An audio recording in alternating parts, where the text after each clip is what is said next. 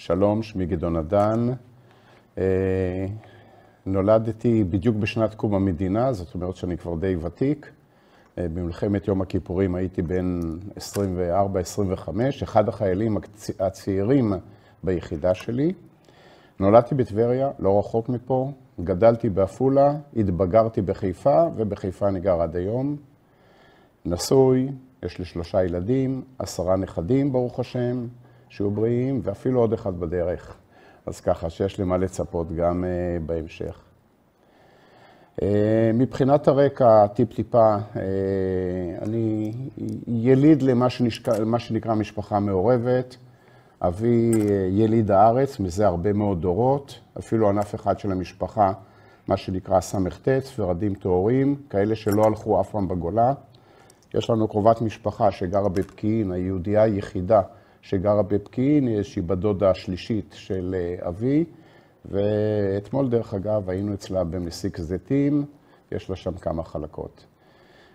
מצד אמי, אבי עוד פעם כיליד הארץ עבר נעורים, בגרות, אישיות ישראלית רגילה, שירת בהגנה, בצבא הבריטי, התגייס לצבא הבריטי, 6 שנים לא היה בארץ, לכן יש פער גדול בגילים בין אחותי לי, לגשר על פני המלחמה הזאת. מצד אמא שלי, שקוראים לה, אבי קוראים לו דוד, לאמא שלי קוראים גניה, היא הקפידה שיקראו לה גניה, וגם לה יש סיפור חיים מאוד מאוד מעניין, נולדה ברוסיה התיכונה, מזרחית למוסקבה, בגיל צעיר מאוד, בגיל 3, אביה נעלם מהמשפחה, והיא עברה עם אמא ועם אחיותיה ללטביה, ובגיל 15 היא החליטה שהיא עוזבת את הבית, היא הייתה ציונית, היא נדבקה בחיידק הציוני, בגיל 15 זייפה את הגיל, כי אסור היה לעזוב את הארץ, את הבית בגיל הזה, אז הלכה לקומונה, התחנכה שם, עלתה לארץ בגיל 16.5-17, לכפר גלעדי, קרוב מאוד לפה, איפה שאנחנו נמצאים כרגע. הייתה שם איזושהי תקופה מסוימת, אבל קיבוצניקים לא רצו לשאת אותה לאישה, והיא חיפשה לבנות לעצמה בית, אז היא הדרימה עד לטבריה, ושם היא מצאה את אבא שלי, ושם הם ניסו. וכאמור, בטבריה הם בנו את הבית שלהם, את ביתם, את משפחתם, ושם אני גם נולדתי. זה פחות או יותר מבחינת הרקע האישי שלי.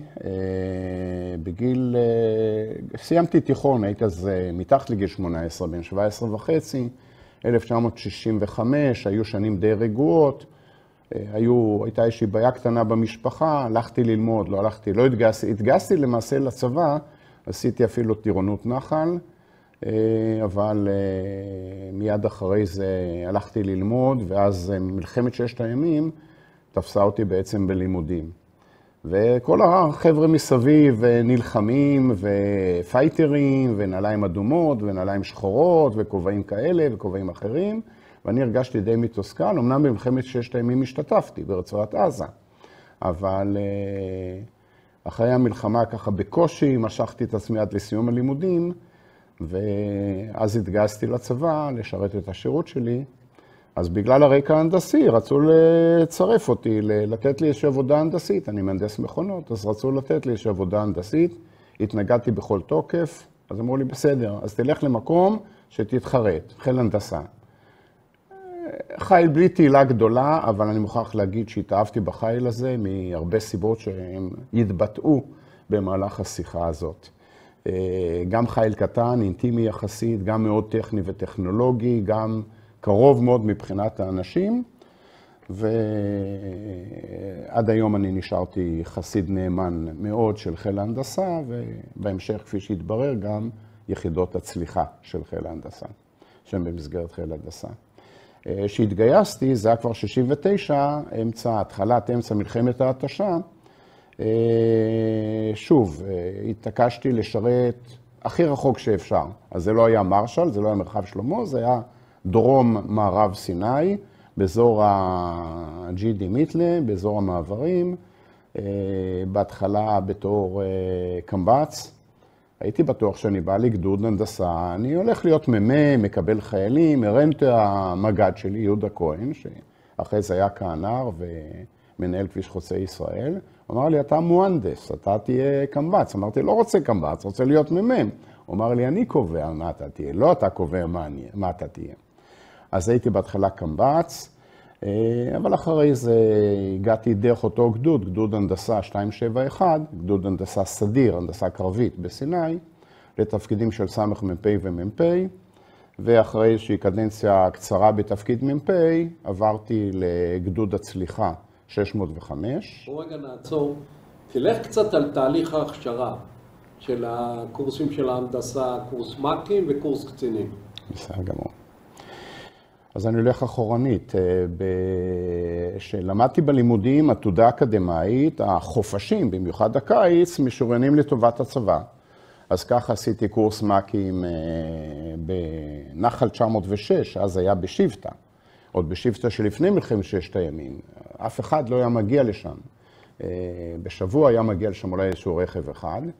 אז 9 שבועות של קורס מ"כים עם יציאה אחת הביתה באמצע, מאוד אהבתי את זה. למעשה קורס מ"כים, פעם ראשונה שהרגשתי שאני לא מה שנקרא חפ"ש, חייל פשוט, אלא יש לי איזושהי רמה מסוימת של פיקוד, מ"כ, קטן, בהכשרה, בדרך, אבל הרגשתי מדרגה באישיות. הרגשתי שהפיקוד הזה נותן לי איזושהי מדרגה קטנה באישיות, וזה היה חסר לי. היה חסר לי ושמחתי מאוד לגבי זה. לא עברה שנה, ופרסה מלחמת ששת הימים. התגייסתי כחפ"ש עם דרגת רב"ט, כי לא שירתתי בפועל כמ"כ.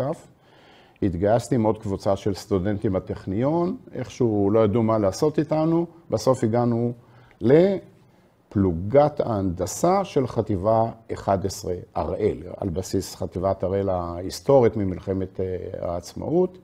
חטיבת הראל הייתה כבר אז חטיבה די מבוגרת, ואנחנו היינו דווקא מהחיילים היותר צעירים, ולכן הם שמחו להטיל עלינו כל משימה, ואנחנו שמחנו לקחת על עצמנו כל משימה, כולל פינוי מוקשים. בכניסה לעזה עצמה קצת לחימה, אחרי זה חבלה, מיקוש, בלי הכשרה של הנדסה עדיין.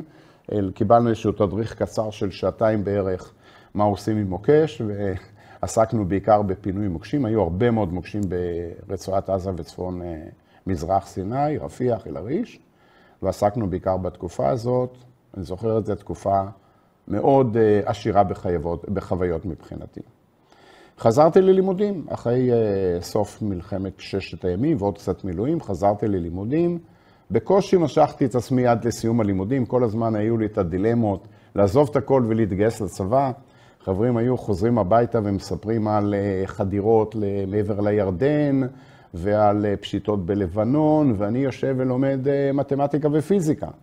אז זה קצת תסכל אותי, אבל איכשהו משכתי עד סוף הלימודים, התגייסתי לצבא, בעצם לשירות הצבאי הרגיל שלי, ואז הוצבתי בחיל הנדסה.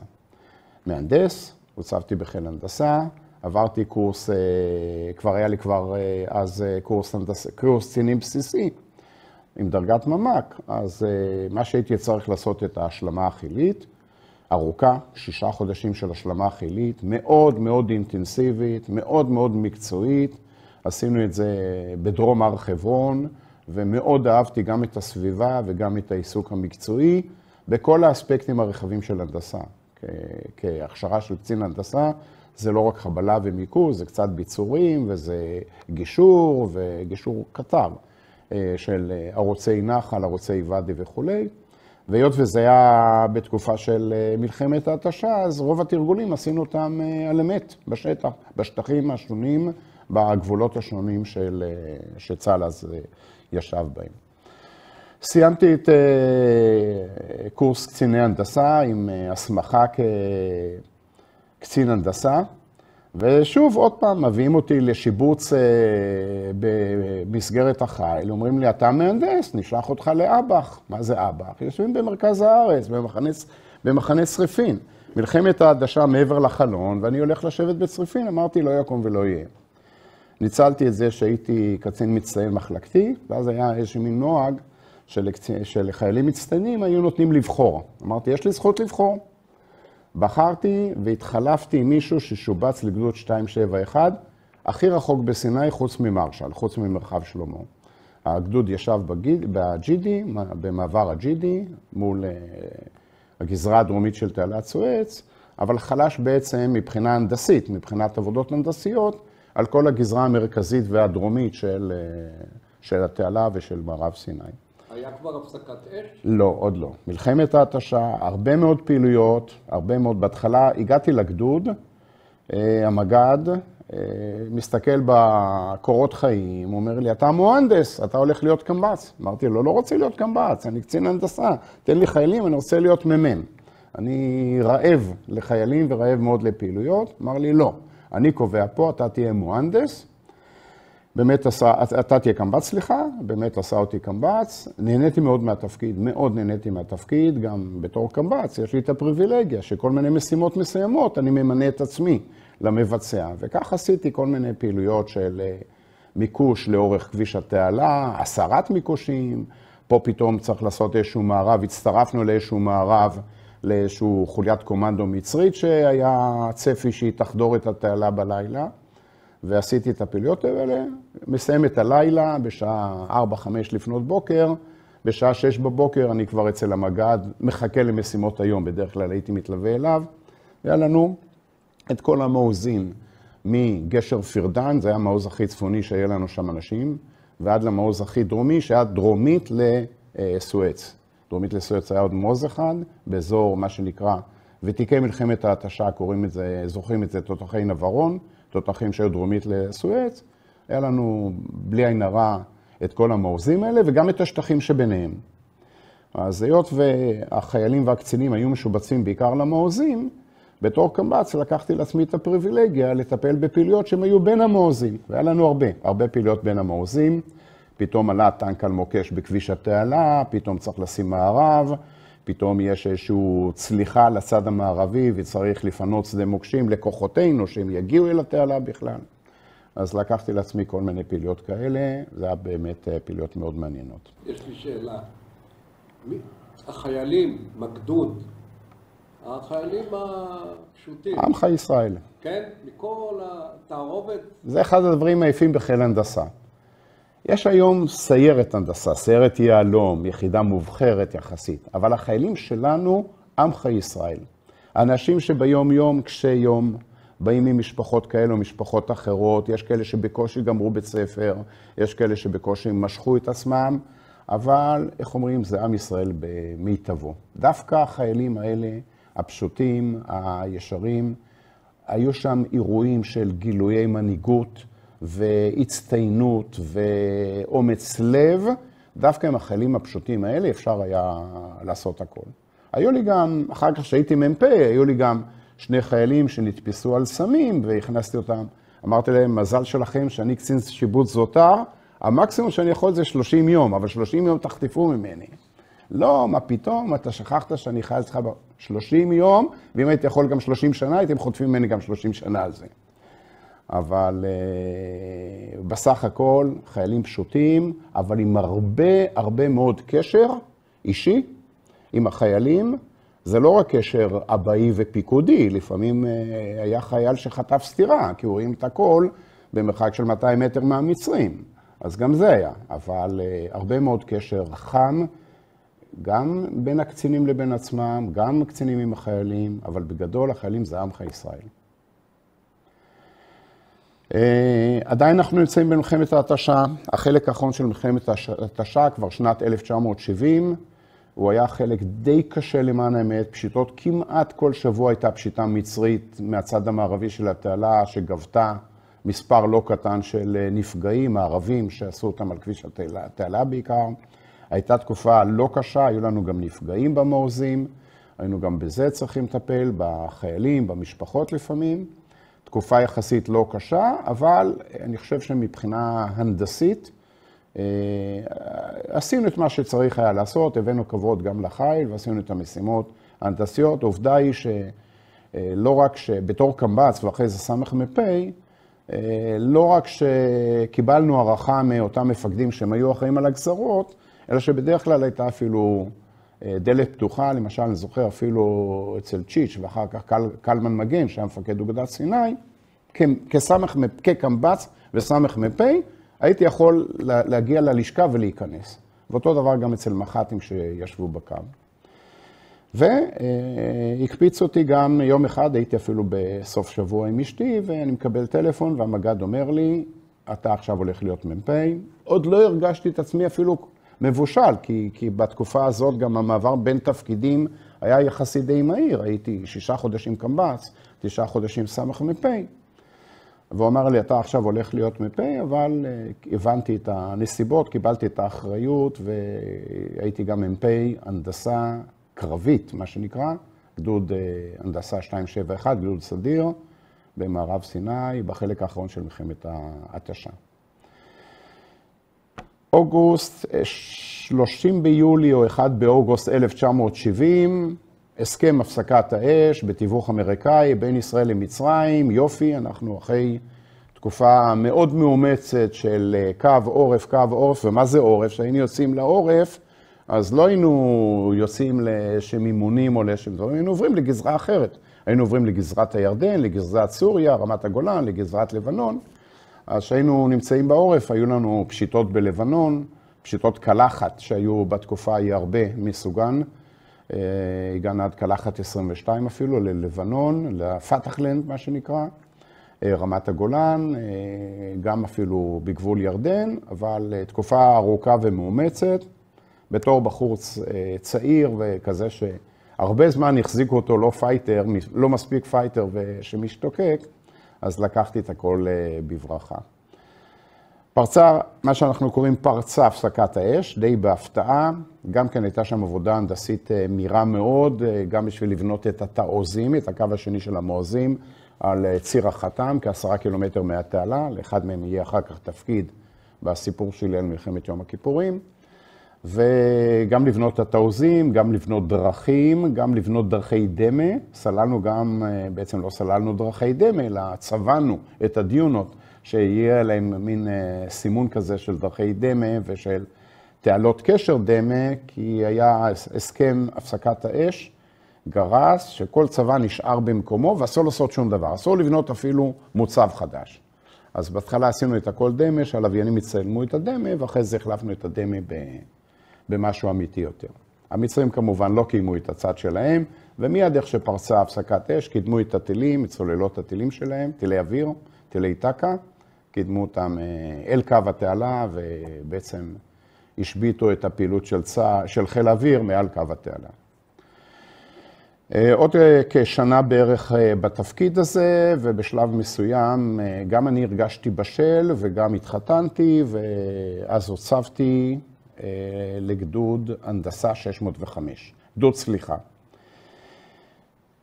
כשהייתי בגדוד הנדסה 271 בסיני, היו לנו הרבה מאוד תרגילים משותפים עם גדוד 605. אבל אני בתור קצין הנדסה שבא מסיני, עושה את התרגיל הצה"לי בסיני, ואחרי זה חוזר לבסיס שלו בסיני, אז הייתי רואה חול לפני, חול באמצע, חול אחרי, וזהו זה. בעיניי, האינטליגנטים של 605 היו באים ב4 אחר הצהריים מהצפון, לקראת תרגיל שהולך להתחיל בלילה. אם זה היה תרגיל יבש, אז היו רק מסמנים עם סרט סימון לבן, ססל, סרט סימון לבן, את התעלה ואת מה שהם צריכים לעשות, ואחרי שעתיים חוזרים לצפון, ואנחנו היינו ממשיכים עוד איזה 4 ימים של תרגיל. תרגיל לחימה בשטחים של סיני. כשאני הגעתי ל-605, חשבתי שאני עובר לצד של האלה, של הג'ובניקים האלה. התברר לי שזה לחלוטין לא נכון. איפה היה הבסיס? הבסיס של 605, הבסיס העיקרי היה בקישון, בנמל הקישון בחיפה. קודם כל 605 גדוד סליחה. הוא היה גם גדוד סליחה יחידי בצה"ל, ולכן הוא ריכז את עצמו את הכל. הבסיס שלו היה בנמל הקישון בחיפה, שם הייתה רוב הפעילות. היו 2 פעילויות, בהתחלה סירות גומי, ולאחר מכן הצטרפו לזה גם דוברות תמסך, שהם ביססו את הבסיס שלהם בצפון מערב הכנרת, במפרץ אמנון. היום יש שם כפר נופש אמנון, ושם היה בעצם הבסיס שלהם, אבל גם כן הם היו באים ונשענים על מה שקורה ב-605 בקישון. כל הפעילות הדרכתית הייתה בקישון, אבל גדוד 605 באותו זמן השתתף בהרבה מאוד תרגילים, ולכן הרבה מאוד מהזמן היינו נפרסים, בין אם זה בצפון סיני, באזור ברדוויל, כי אז שמרו עדיין על אופציה של צליחה מהים, מגוף צפוני דרך הים. הרבה מאוד תרגילים באזור סכר הרואפה, במזרח סיני, אזור אבו עגלה, תרגילים רטובים, והגענו אפילו לשארם. עשינו אפילו תרגילים בשארם ובמצרי טיראן, גם ניסויים וגם תרגילים, אז ככה שסך הכל הייתה הרבה מאוד פריסה והסתובבנו די הרבה. על איזה ציוד? יפה. בגדוד 605 היה גדוד קרבי, גדוד מבצעי, היו לו פלוגת סירות, הייתה לו פלוגת דוברות מבצעית, אבל בתור גורם יחידי בצה"ל שהתעסק בצליחה, מהצד המקצועי, מהצד הטכני, אז היה לו הרבה מאוד פעילויות נוספות. ואני מוניתי שם לתפקיד של רמ"ד דוברות, ראש מדור דוברות, בתפקיד במקביל למ"פ, שבעצם לקח על עצמו את כל מה שקשור בדוברות, חוץ מהפלוגת הדוברות הסדירה. שזה אומר בית ספר לדוברות, זה אומר פיתוח תול, זה אומר פיתוח אמצעים, זה אומר לאמן לא רק את אנשי הנדסה שצריכים להתעסק עם דוברות, גם את אנשי החי"ר והשריון, שגם הם צריכים להכיר את הדוברות, בין אם זה לגרור דוברות ביבשה, או לצלוח על גבי דוברות במים. אז כך שהיה לנו מדור קטן, רק 4 אנשים, אבל היינו מעין תמנון כזה ששלח הרבה מאוד זרועות, וקשר עם הרבה מאוד גופים בצבא, מתחש תורת חיל שריון, שאיתם גם עסקנו בפיתוח וגם עסקנו בתורה, דרך יחידות מבצעיות בשריון שאימנו אותם, גם לגרור דוברות וגם לעלות על דוברות ולרדת על דוברות. בקוריוז, הייתי צריך להדריך שריונרים לעלות על דוברה. אז צריך להסביר אולי מה זה דוברה. אם זה הזמן, אני אסביר מה זה דוברה. אז איך אומרים? הכנתי לעצמי פלקט שמראה מה זה דוברה. 4 שנים אחרי מלחמת 6 הימים, אבל עדיין 2 ו2.5 לפני מלחמת יום הכיפורים. גשר הגלילים, שאחר כך נפגוש אותו במלחמת יום הכיפורים, ודוברות עם סך שנפגוש אותם בהמשך, גשר הגלילים היה אז בחלומות, ודוברות עם סך היו אז בשלב ההיריון, עדיין אפילו לא הפכו לאישות מבצעית. צה"ל בנה את עצמו אז בעיקר על סירות גומי, בשביל להעביר את החי"ר, את הצנחנים, את החי"ר המעולה, את הצנחנים, שזה לתפוס את ראש הגשר בגדה הרחוקה, ואחרי זה דוברות מצופים, כפי שקראנו להם, בשביל להעביר טנקים וכלי רכב אחרים. מה זה דוברת מצופים? היא בנויה ממצופים, כמו לגו כזה. פה מסומנות רק 3 מצופים, תכפילו את זה כפול 3, 9 מצופים, לכן לדוברה הזאת קוראים דוברת 9 מצופים, שהיא בנויה ממצופים. כל מצוף זה קוביית מתכת, תא, חלול, כמו קוביית לגו כזה, 2.5 מטר אורך, 7.5 מטר אורך, 2.5 מטר רוחב ו1.5 מטר גובה. הן מתחברות באמצעות פינים וזיזים ומייצרים איזשהו משטח כזה. צריך להוסיף לזה עוד רמפה, כבש, שאיתה יורדים, מתאימים את זה לגובה של הגדה, על זה עולים טנקים, יורדים טנקים. מאחורנית יש עוד איזשהו מחבר שיצטרף יותר מאוחר טיפה, שאפשר לחבר דוברות אחת לשנייה, על בסיס זה ייבנה גשר הדוברות במלחמת יום הכיפורים.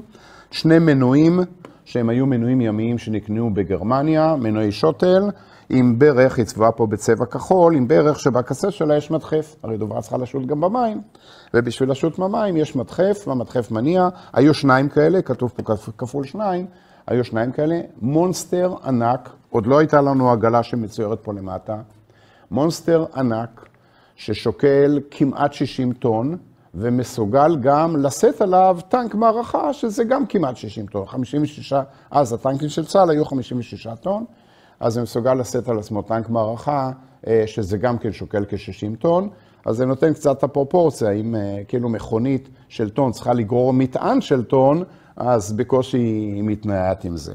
רגע, עוד שאלה. מה היה בתוך המצוף?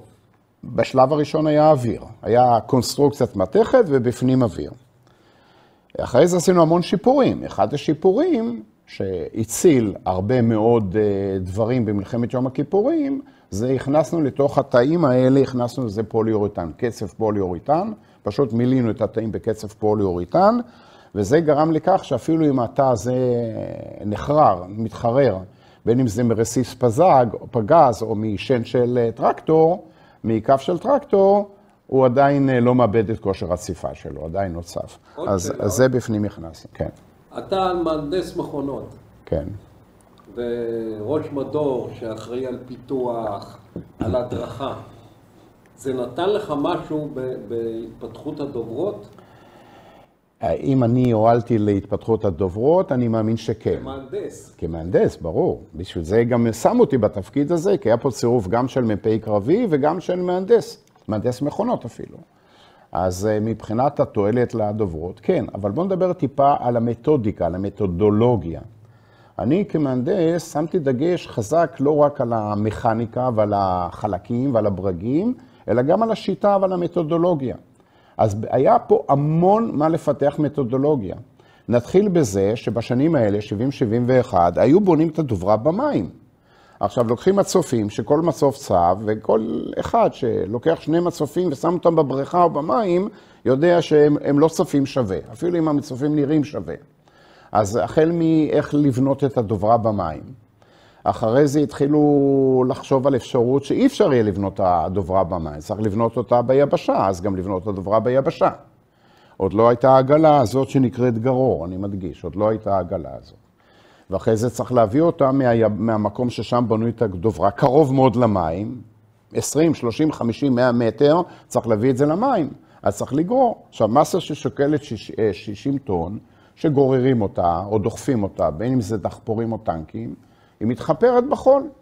אז גם צריך לפתח אמצעי גרירה. אז עברנו כל מיני ניסויים בדרך, עד שנולד הגרור הזה, שהוא מעין עגלה, על 12 גלגלים, שעל זה בונים את הדוברה ביבשה, וניתן לגרור את הדוברה למרחק גדול, עברו כל מיני וריאציות הרבה פחות מוצלחות, ובסוף, למזלנו, הפתרון הזה של הגרור, גם נוסע בתרגילים, גם אושר כפתרון שהולך לעבוד, ואפילו כבר היו 2 הזמנות לייצור בארץ, זו המצאה ישראלית, הדוברה היא ציוד המצופים שהשתמשנו בהם הם מלחמת העולם השנייה.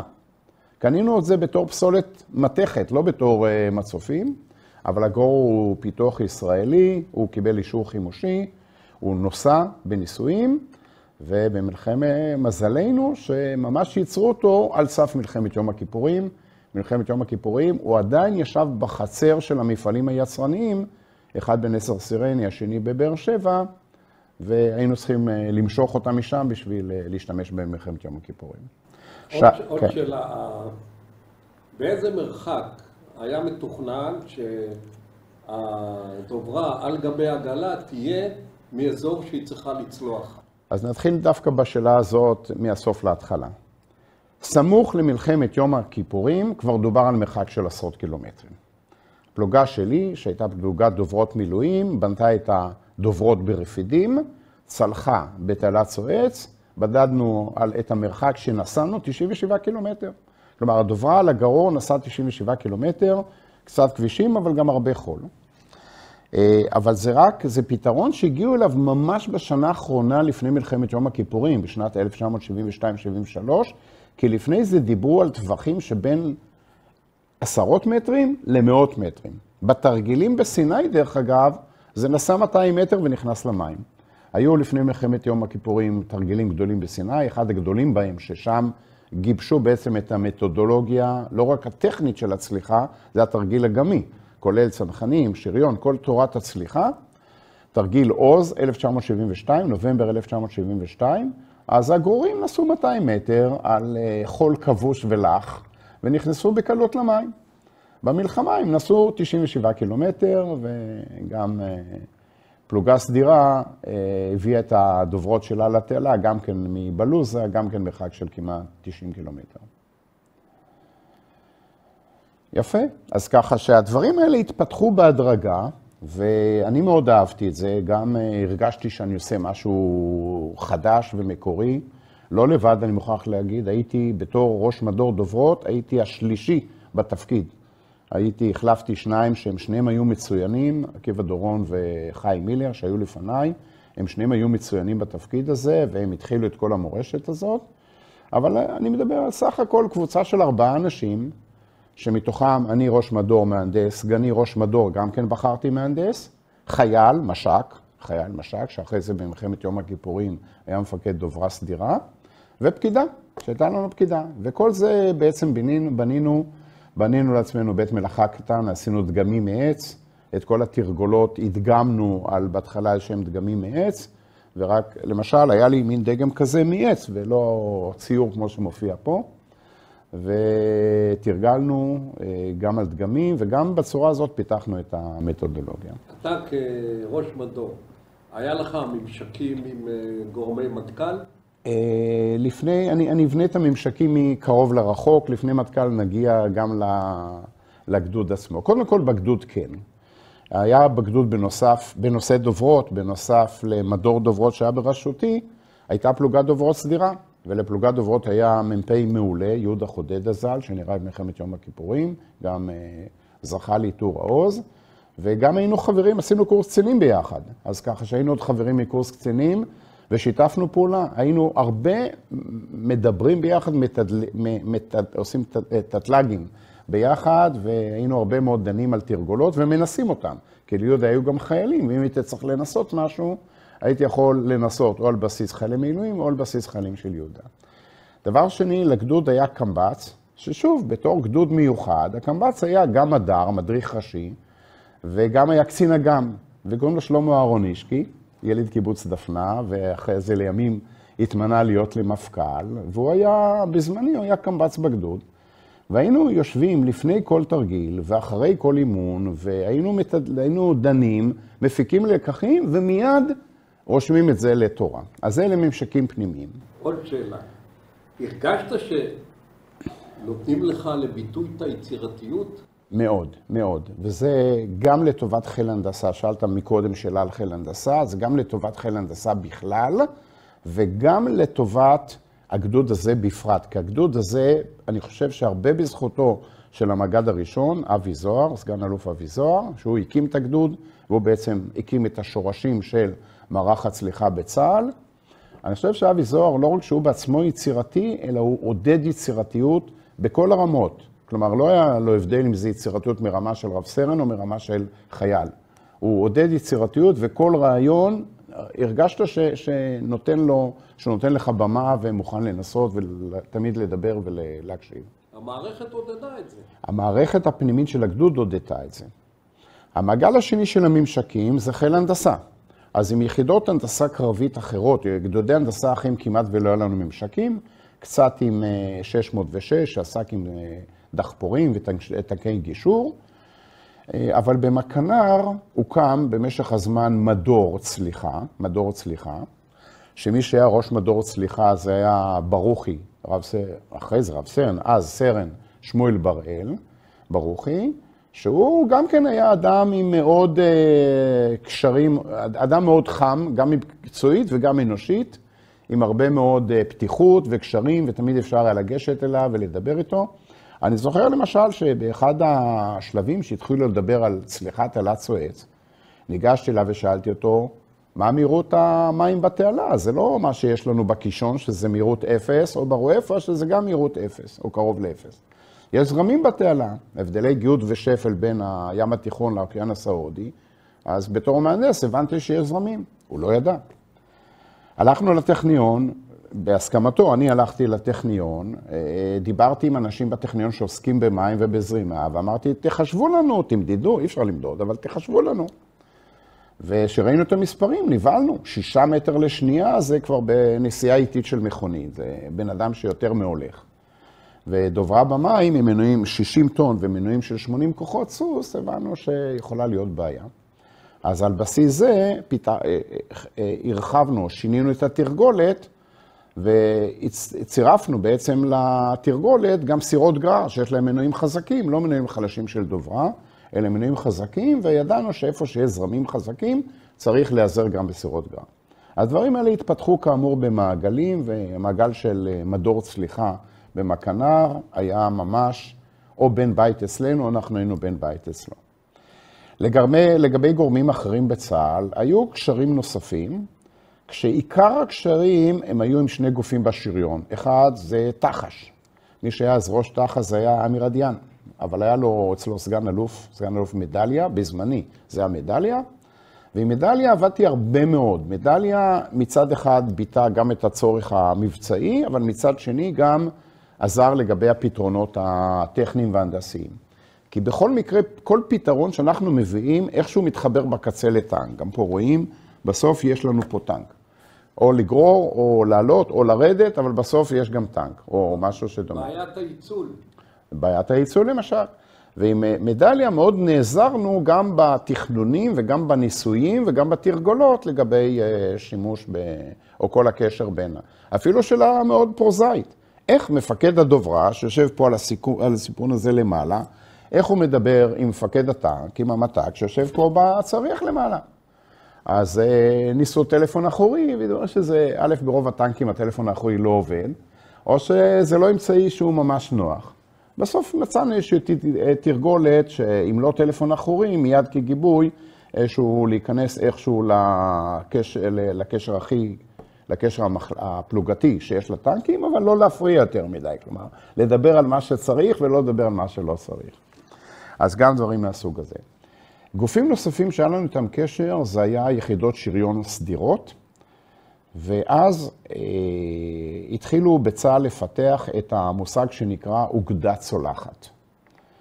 אז היה לנו קשר בעיקר עם שתי יחידות סדירות, אחד מחטיבה 7, שאפילו אימנו שם פלוגה מסוימת שהיא תתאמן בלגרור את הדוברות. דרך אגב, הייתה עוד פלוגה בחטיבה 7 שאימנו אותה לגרור את גשר הגלילים. אלא מה? במלחמת יום הכיפורים, שתיהן היו רחוקות מאוד מהתעלה. היה הקפדה שהגרירה תהיה בעזרת שוטים? לא. היות וחטיבה 7, אז השתמשנו בשוטים, אבל מבחינת החיבורים, לא היה הבדל בתרגולת בין שוט לבין מגח, לגבי גרירת דוברות. תרגלתם מגח? כן, תרגל, בטח. אחר כך הפלוגה השנייה שאיתה עבדנו הרבה, הייתה מחטיבה 14, שהיא כבר חטיבה דרומית, וזה פטונים, וזה גם מכירים יותר את הקרקע של סיני ושל התעלה, ואיתה תרגלנו הרבה. קוריוז. טנק בסוף עולה על הדוברה. זה סיפון הדוברה, אלה המנועים, הם בצד, הם לא מפריעים. זה סיפון הדוברה. טנק עולה על הדוברה דרך הרמפה הזאת, וגם יורד דרך הרמפה הזאת. בשביל שהוא ירד בגדה רחוקה, שהיא גדת האויב, בנסיעה קדימה, הוא צריך לעלות ברוורס. עכשיו, דמיין, אתה קצין שריון, דמיין לעצמך, אתה נמצא עם דוברה במים, אמנם היא יושבת על החוף, אבל אתה נמצא עם דוברה במים, אין גדרות ואין חסמים, ואתה יכול ליפול ימינה, שמאלה ואחורה, ואתה עולה לאט לאט, אלא מה? טנק של 60 טון, על דוברה של 60 טון, מדביק אותה לקרקע. הם ביחד נתקעים על החוף ולא יכולים לצאת. התרגולת הייתה שהטנק עולה במהירות לא 0, אבל גם לא מאוד מהירה, משהו כמו איזה, דיברנו עם הטנקיסטים 4 קמ"ש, לא יותר מהר מזה, אבל הבלימה צריכה להיות בחטף, בבת אחת, בשביל לייצר תנה, התנה היה מנתק את הדוברה מהחוף, ומאותו רגע הדוברה במים היא כבר מסתדרת. הטנקיסטים, במיוחד אלה שהיינו צריכים לאמן אותם, כי האימון של הטנקיסטים נפל עליי, הייתי ראש מדור דוברות, אז הטנקיסטים היו עושים את זה, איך אומרים, כמו על ביצים, נוסעים ככה בחצי קמ"ש, עוצרים, נוסעים עוד מטר, עוצרים, מסתכלים. הדוברות לא יצאו מהחוף. הטנקים היו עולים, מדביקים אותם לקרקע החולית של הקישון, או איפה שזה לא היה, והדוברות היו תקועות שם ולא יוצאות מהחוף. ניצלתי את הניסיון שלי עוד מסיני, כי קצת נהגתי בטנקים בסיני, ואמרתי, אני אדגים לכם איך צריכים לעלות על דוברה. אז הורדתי את הנהג, התיישבתי בכיסא הנהג, אמנם היה לי מפקד, אבל אמרתי לו, אני יודע בדיוק מה שאני צריך לעשות, אני יודע גם איפה אני מאיץ ואיפה אני בולם, אני הולך להדגים, כל הפלוגה ישבה פה על החוף, תסתכלו, אני מדגים לכם, ואחרי זה אתם תעשו כמוני. עליתי על הדוברה ברוורס, וידעתי בדיוק איפה אני צריך לבלום, עין ימינה, עין שמאלה, רק שמתי לי 2 צופים מהצוות שלי, לא מהטנקיסטים, מהצוות של ההנדסה, לוודא שאין לי אנשים אחריי. כי אני נוסע ברוורס, עולה, עליתי כנראה די מהר, ובלמתי במקום, והדוברה לא רק שנתקעה מהחוף, היא עשה מין תנועה כזאת שהיא הופה והופה, כלומר, היא ככה השקיעה את עצמה במים, והיא הוציאה את עצמה במים. אני בתור איש דוברות, הרגשתי טוב מאוד עם זה. אבל השריונים לא הרגישו טוב מאוד עם זה. דווקא הנהג של הטנק, שהוצאתי אותו מהעמדה שלו, מהמקום שלו, ואמרתי לו, תן לי להיות במקומך, הוא עמד בצד, הסתכל, הוא נבעל מהתנועה של הדוברה, הוא קפץ למים. אני אומר עוד פעם, הוא לא נפל, הוא קפץ. אנשים אומרים שאפילו קפץ קפיצת ראש למים. טוב, לא קרה שום דבר, כי יש לנו תרגולת שנקראת אדם בים, אז מוציאים אותו מהמים, ולא קרה בעצם נזק לשום דבר שהוא. חוץ מזה שדבר כזה זה סיפור פיקנטי. מי שהיה אז ראש מהד, זה היה גורדיש. וגורדיש היה מאוד מאוד קשוח ברות בטיחות מכל הסוגים.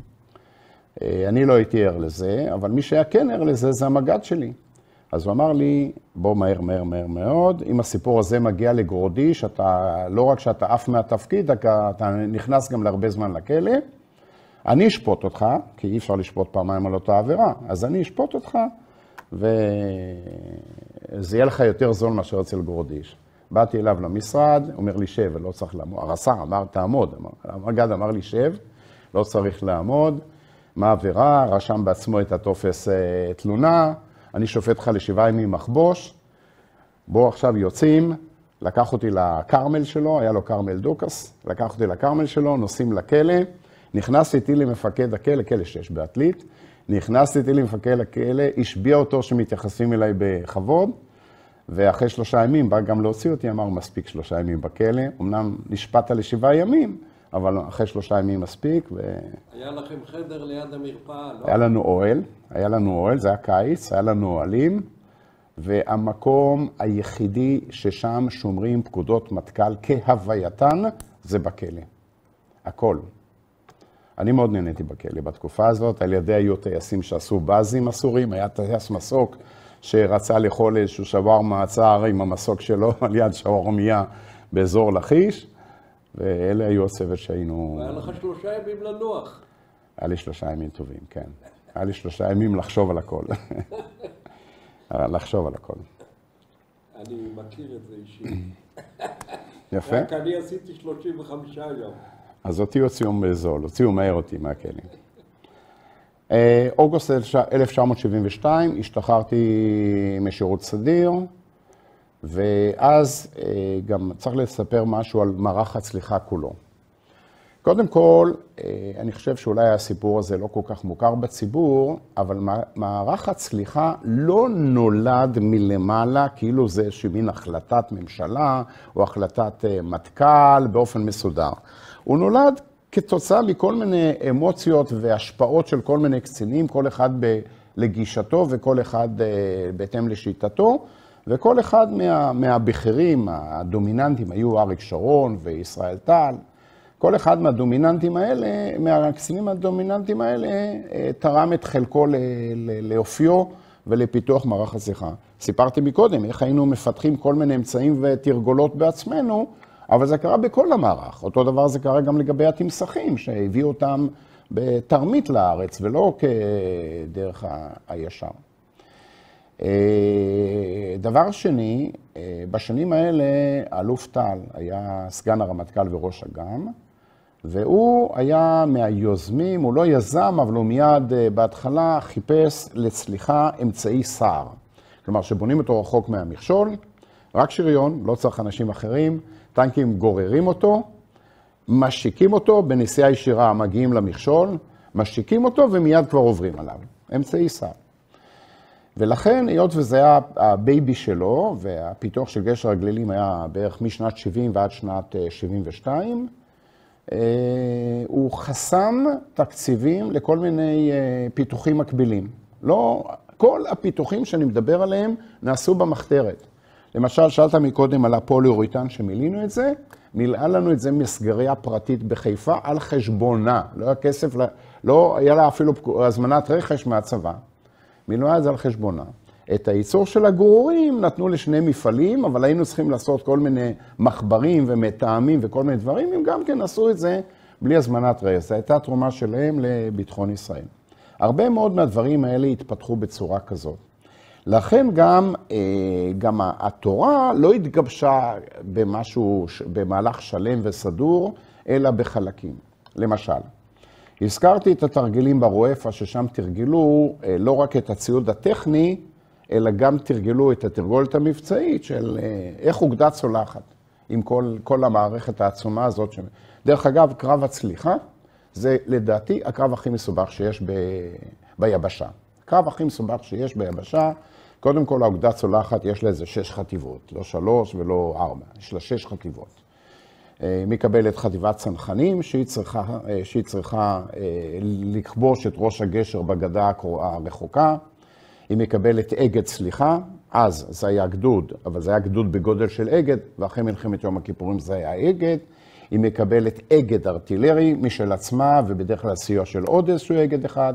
היא מקבלת לפחות 2-3 חטיבות טנקים בשביל לכבוש את המסדרון אל הצליחה. עכשיו גם מישהו גם צריך לעבור לצד השני, אז יש לה עוד חטיבה או 2 בשביל לעבור לצד השני. ראו את זה כתפיסה, כצליחה אוגדתית, אוגדה צולחת, והייתה אוגדה עם משהו כמו איזשהו 2 סמח"טים ו6 חטיבות וכו'.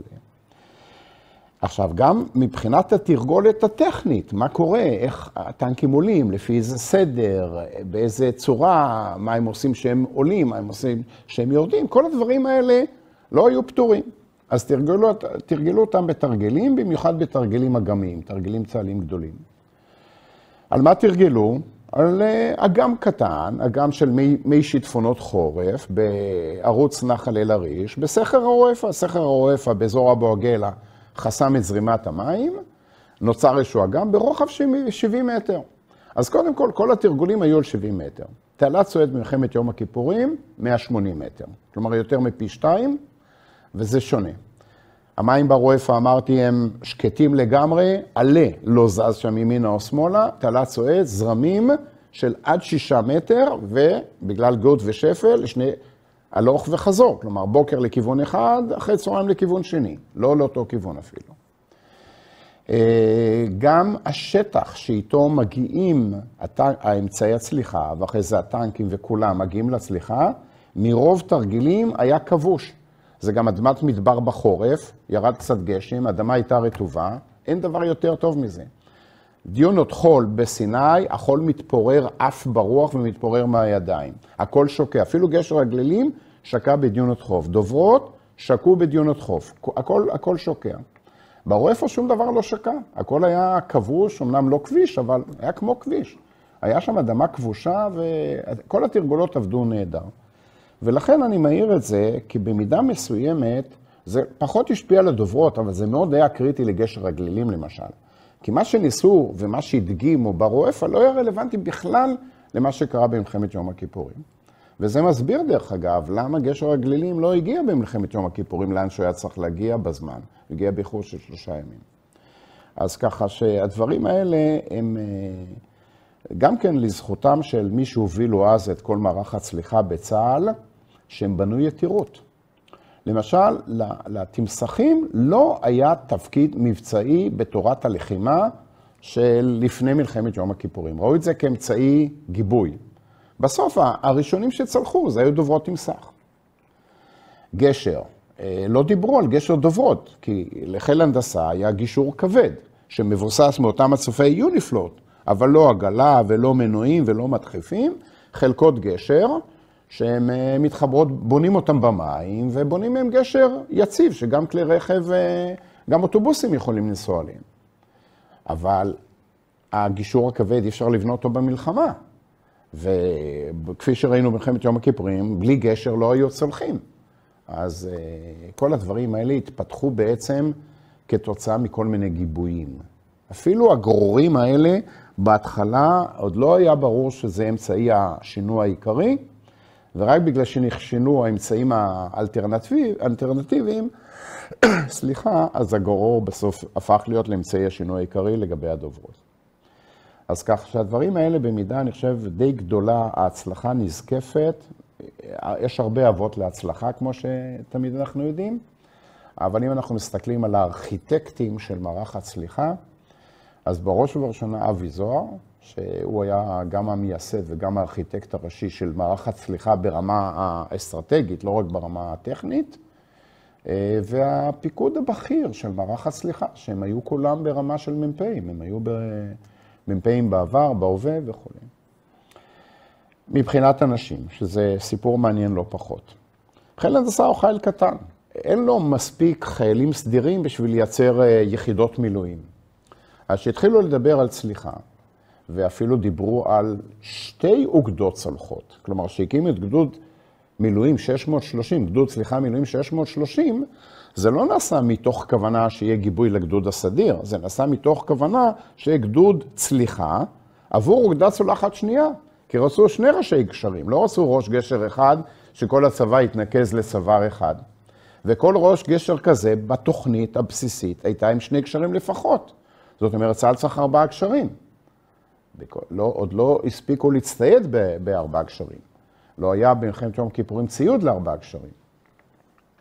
אותו דבר קרה עם חיילים. חיל הנדסה הוא קטן מדי בשביל לייצר חיילי מילואים שיזינו את מערך המילואים. אז הביאו חיילי מילואים יחידות אחרות. אחד מחיל הים, כי בחיל הים יש פחות עבודת מילואים ויותר עבודת סדיר, אז יש אנשים שמשתחררים מתפקידים בחיל הים, כל מיני תפקידים. קיבלנו גם אנשי לוגיסטיקה מחיל הים, אבל הם נקלטו. והזרם השני של חיילי מילואים הוא היה מיחידות חי"ר. אם אתה זוכר, בתקופה של מלחמת יום הכיפורים, הייתה תפיסה צה"לית לצמצם את החי"ר. הקטינו, ביטלו יחידות חי"ר. צמצמו חי"ר מילואים. היה לנו את יחידות החי"ר הסדירות, נחל, צנחנים, גולני, סיירות, אגוז, שקד, חרוב, אבל דווקא חי"ר במילואים צמצמו. אנחנו הרווחנו מזה. בהתחלה קיבלנו חיילים מצוינים, שהם היו חיילי חי"ר, ואחרי זה, שנה לפני המלחמה, בתור מ"פ מילואים, קיבלתי קציני חי"ר, שדרך אגב, קיבלו הכשרה מאוד מאוד קצרה, כמה קצין שעושה הסבה מחי"ר לשריון, כמה זמן הכשרה יש לו? אני מניח חודשים, נכון? קצין חי"ר שקיבל הסבה לדוברות, קיבל הכשרה של 3 שבועות, וחלק מהם אפילו שבועיים, כי לא היה זמן לשבוע השלישי. אז מצאנו את עצמנו לקראת המלחמה עם מצד אחד הרבה כוח אדם, הייתה לי פלוגה של 17 קצינים ו-180 חיילים. אבל רובם לא היו, כמעט כולם לא היו קשירים. כמעט 100% מהפלוגה לא הייתה קשירה, ואת הגרורים האלה בכלל לא הכירו. היו לי בכל הפלוגה אולי 4 אנשים שהכירו מהסדיר שלהם, הם היו משוחררים סדירים מהסדיר, הם הכירו בכלל את המושג הזה שנקרא גרור. אנחנו זומנו לאימון הקמה, קראנו לזה, כי זה להקים את עצמנו על הגרורים, לנובמבר 73. זה שעברת למילואים. זה כבר במילואים. אז גם מבחינת, גם במילואים, שהיינו צריכים לבנות בעצם את יחידת המילואים, גדוד מילואים 630, צברנו חיילים וקצינים כמעט מכל מקור אפשרי. ובאוגוסט 1972 השתחררתי מסדיר, התמניתי להיות מ"פ מילואים של פלוגת דוברות מילואים של גדוד צליחה מילואים 630, בפיקודו של אבי זוהר, הוא היה אז בלימודים, ולכן הפך להיות למג"ד מילואים. ומצאתי את עצמי מצד אחד עם כמות עצומה של כוח אדם בפלוגה. הייתה לי פלוגה עם 17 קצינים ו-180 חיילים. אבל כמעט 100% מהם לא היו קשירים. או שהם קיבלו אימון מינימליסטי, למשל, קציני חי"ר שעשו הסבה מחי"ר לדוברות, קיבלו אימון של בין 2 ל3 שבועות, לא יותר מזה. חיילים שעשו הסבה מחיל הים או מחי"ר למפעילי דוברה, קיבלו הכשרה של בין שבוע לשבועיים. זה כלום, זה 0, זה ממש 0. ולכן מצאנו את עצמנו לא ברמת כשירות ראויה לפני המלחמה. עכשיו, יותר מזה, זה ענף טכני, יש הרבה ציוד טכני, גם כל הזמן הציוד השתנה, הגרורים האלה הם מבצעים מחודש לפני יום כיפור, לא יותר מזה. הם נוסו אמנם קצת יותר שנה קודם לכן, אבל עד שיצרו וכולי, הגרורים שאנחנו השתמשנו בהם ביום כיפור, משכנו אותם ישר מהמפעל, הם אפילו לא הספיקו לעבור דרך ימ"ח צה"לי. לא תרגלתם עליהם בכלל. הפלוגה שלי זומנה לנובמבר 73, 4 שבועות אחרי פתיחת המלחמה, זה היה לי ביומן צו מילואים, לעשות אימון הקמה גרורים. והיה לי בפלוגה קצין אחד שידע גרורים. אדם אחד שידע גרורים.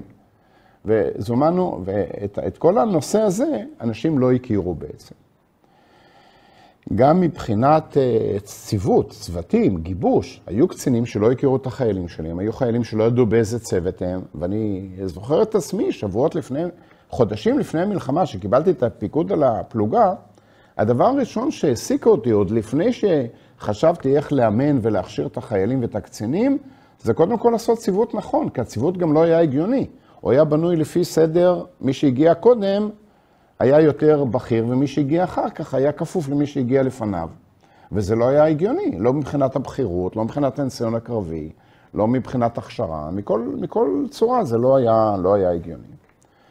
אז ככה שכל הדברים האלה, איך אומרים, כמו שהקורונה פתרה לנו הרבה בעיות בחיים שדיברנו עליהם הרבה שנים, אבל לא עשינו אותם עד לקורונה, אז גם המלחמה פתרה לנו הרבה מאוד דילמות.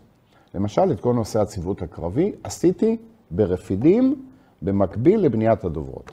במקביל לבניית הדוברות עשינו ציוות קרבי, הזזתי קצינים מהתפקידים, היו קצינים שהם היו מממים אבל לא היו מיומנים ומנוסים, היו קצינים שהם היו חיילים, האיזון המקצועי בין צוותי הדוברה השונים לא היה מאוזן, ולכן הזזתי מש"קים וחיילים, בשביל לייצר איזשהו מינימום של צוותים שאפשר לעבוד איתם. אנחנו יכולים להגיע למלחמה? אנחנו מגיעים למלחמה ל-6 באוקטובר 73, אבל עדיין לא לפני הצליחה. אז קודם כל, המלחמה, אני מוכרח להגיד, אותי לא הפתיע. כבר יומיים לפני המלחמה, הייתי איש מילואים, קיבלתי התראה מהיחידה. מערך הצליחה הוכנס לכוננות ביום חמישי 4 באוקטובר. אני בתור מ"פ מילואים קיבלתי טלפון. אז שהיו סירנות ביום כיפור בשעה 2 בצהריים, לא הופתעתי. התד"ל הצבאי שלי כבר היה ארוז. הרמתי טלפון ליחידה, אמרו לי עדיין לא מגייסים, היה אז איסור על גיוס בשביל לא להפחיד את המצרים ואת הסורים, אבל אמרתי, אני את הקצינים שלי כבר מטריע, הרמתי טלפון לקצינים, אמרתי מתגייסים. גרתי בחיפה, ירדתי לבסיס הקישון, ביקשתי מאבי שיקפיץ אותי, הייתה לי כבר אישה ותינוק, אז נפרדתי מהם. זה עוד השארית מהקורונה. גם לי. היו לי כבר אז אישה ותינוק, אז נפרדתי מהם, ביקשתי מאבי שיקפיץ אותי לבסיס, הוא הקפיץ לי לבסיס, הגעתי לבסיס, הבסיס כבר עבד ביום כיפור, אבל עדיין עוד לא התקבלה החלטת גיוס. אני על דעתי אמרתי קצינים אני כבר בטלפון, כי לא רציתי לשבש את מערכת הקריאה, אז בטלפון כבר הרמתי טלפון לכמה מהקצינים ואמרתי להם בואו לקישון.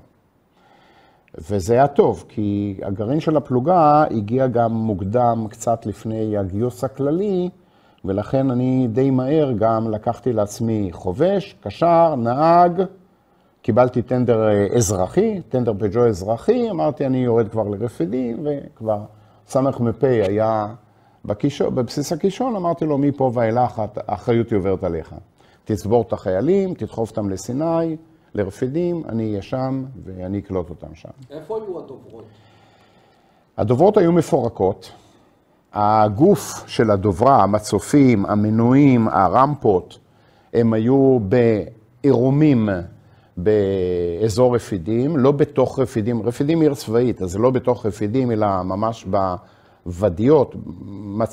היה ימ"ח צליחה, היה בנוי על בסיס ערוצי ודיות ממערב לרפידים, כ5 קילומטר מרפידים.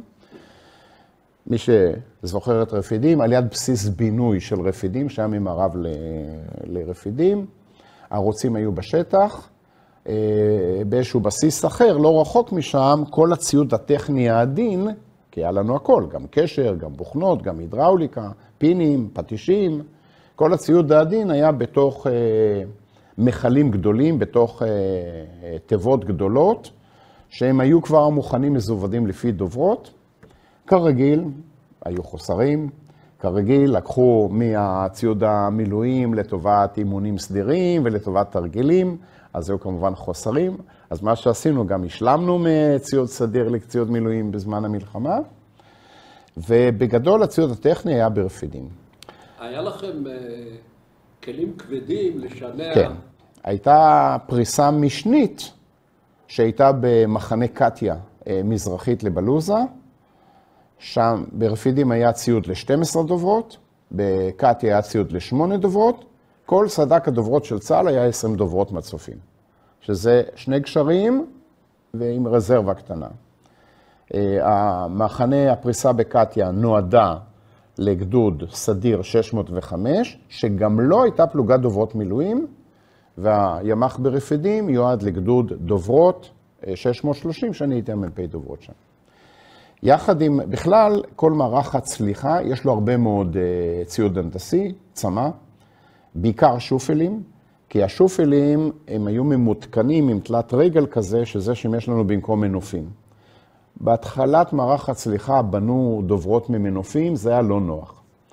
אז די מהר עברו לתרגולת שמבוססת על ידי שופלים. שופלים גם יכולים לשאת ציוד, גם הרבה יותר גמישים לתפעול, וגם היו יותר מפעילי שופלים מאשר מפעילי מנופים. מפעילי מנופים כולם היו אזרחים, מפעילי שופלים רובם היו חיילים, והיות וגם היה לנו קיבוצניקים בפלוגה, אז גם היו הרבה חבר'ה שידעו להפעיל שופל עוד מהבית.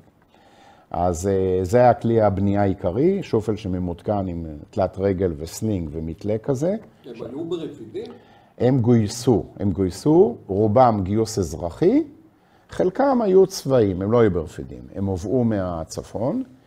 מערך הצליחה צריך גם מספר קטן של דחפורים, אבל פחות. ברגע שבעבר היו הרבה דחפורים, חלק מהם דחפורים צבאיים, דחפור שמבוסס על טנק שרמן, דלית D7, אבל הם לא היו יעילים, כי הכף של הדחפור הייתה בלי בוכנות, היא רק היה לה משקל עצמי.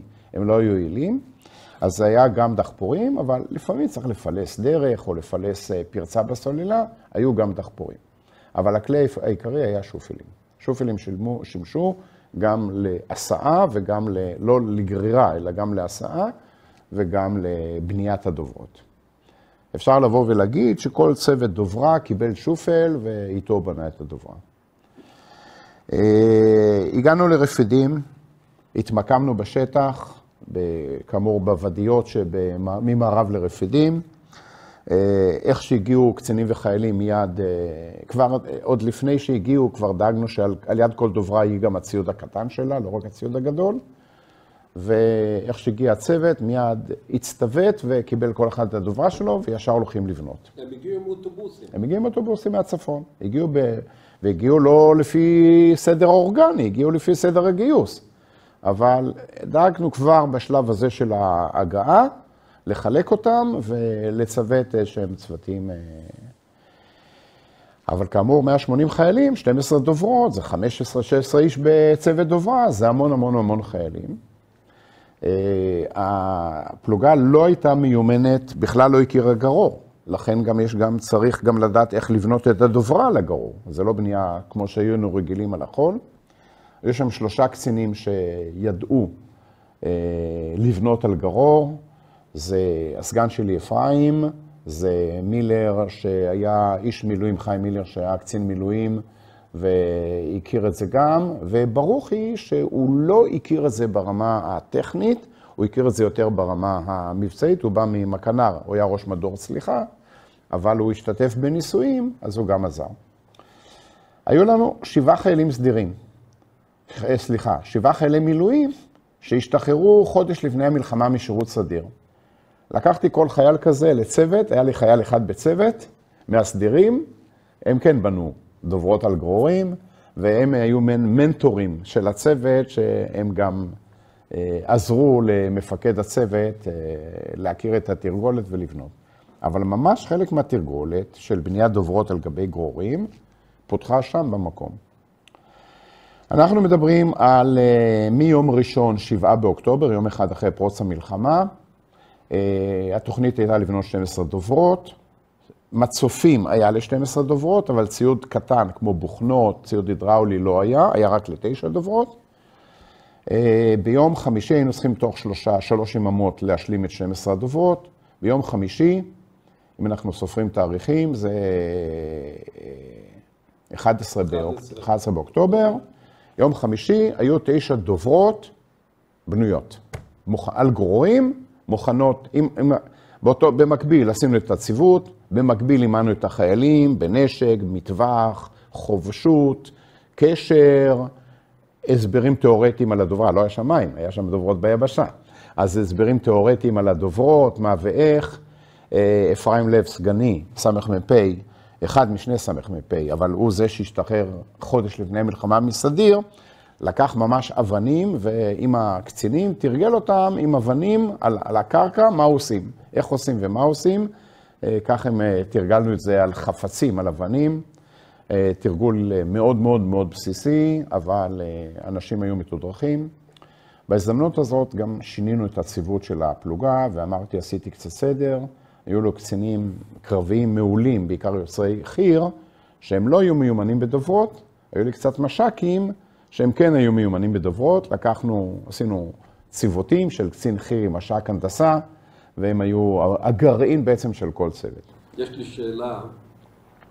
קודם כל, ידעתם כבר מה קורה מבחינת החזית?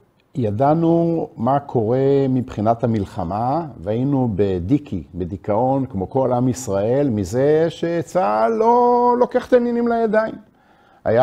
ידענו על התקפת הנגד של 8 באוקטובר של בריין שנכשלה, וידענו על זה שזה נכנס למין קרב סטטי כזה, שלא זז שם שום דבר.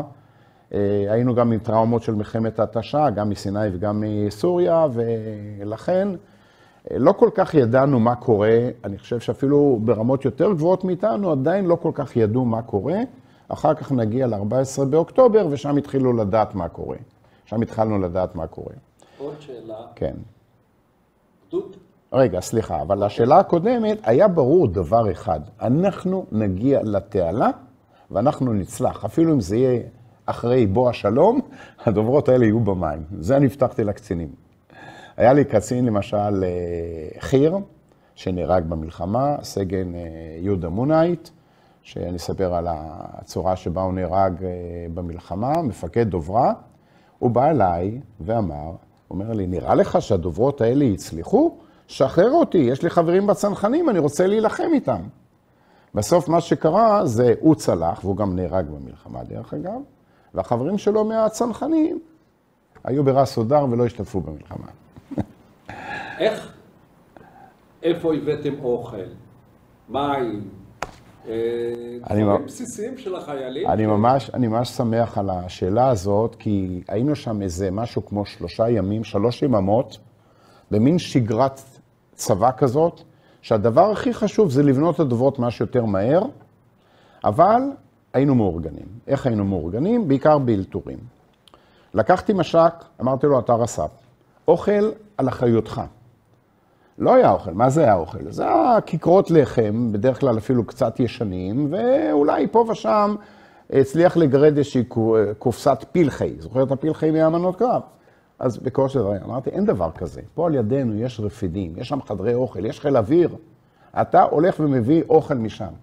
הוא הלך, ולא רק שהביא אוכל, הוא הביא לנו אפילו קומנדקר. הוא הביא את האוכל על קומנדקר, ועד סוף המלחמה היה לו קומנדקר אפור, כי זה צבאי חיל אוויר, לא צבאים של חילות היבשה. הוא דאג לנו סנדוויצ'ים, עשה לנו סנדוויצ'ים, דחף לשטח. המרחק בין דוברה לדוברה היה בערך 200 מטר, 200-300 מטר, 12 דוברות, זה משהו באופרציה של כמה קילומטרים. אז הוא דחף לנו אוכל לשטח. האנשים היו ישנים על יד הדוברה. הם היו, לא היה בסיס והלכו לעבוד וחזרו. היו עובדים והקצינים היו מחלקים משמרות, ואנשים היה צריך לישון, אז הצוות שלו עבד, היה ישן על יד. בנינו עלי סיירים וישנו שם. אבל מה זה נקרא ישנו? מלחמה. קומנדו, כוננות קומנדו, היה ניסיון פשיטה גדול מאוד של המצרים. 1,700 חיילי קומנדו ניסו לפשוט על אזור רפידים. אז כל הזמן היינו בכוננות קומנדו.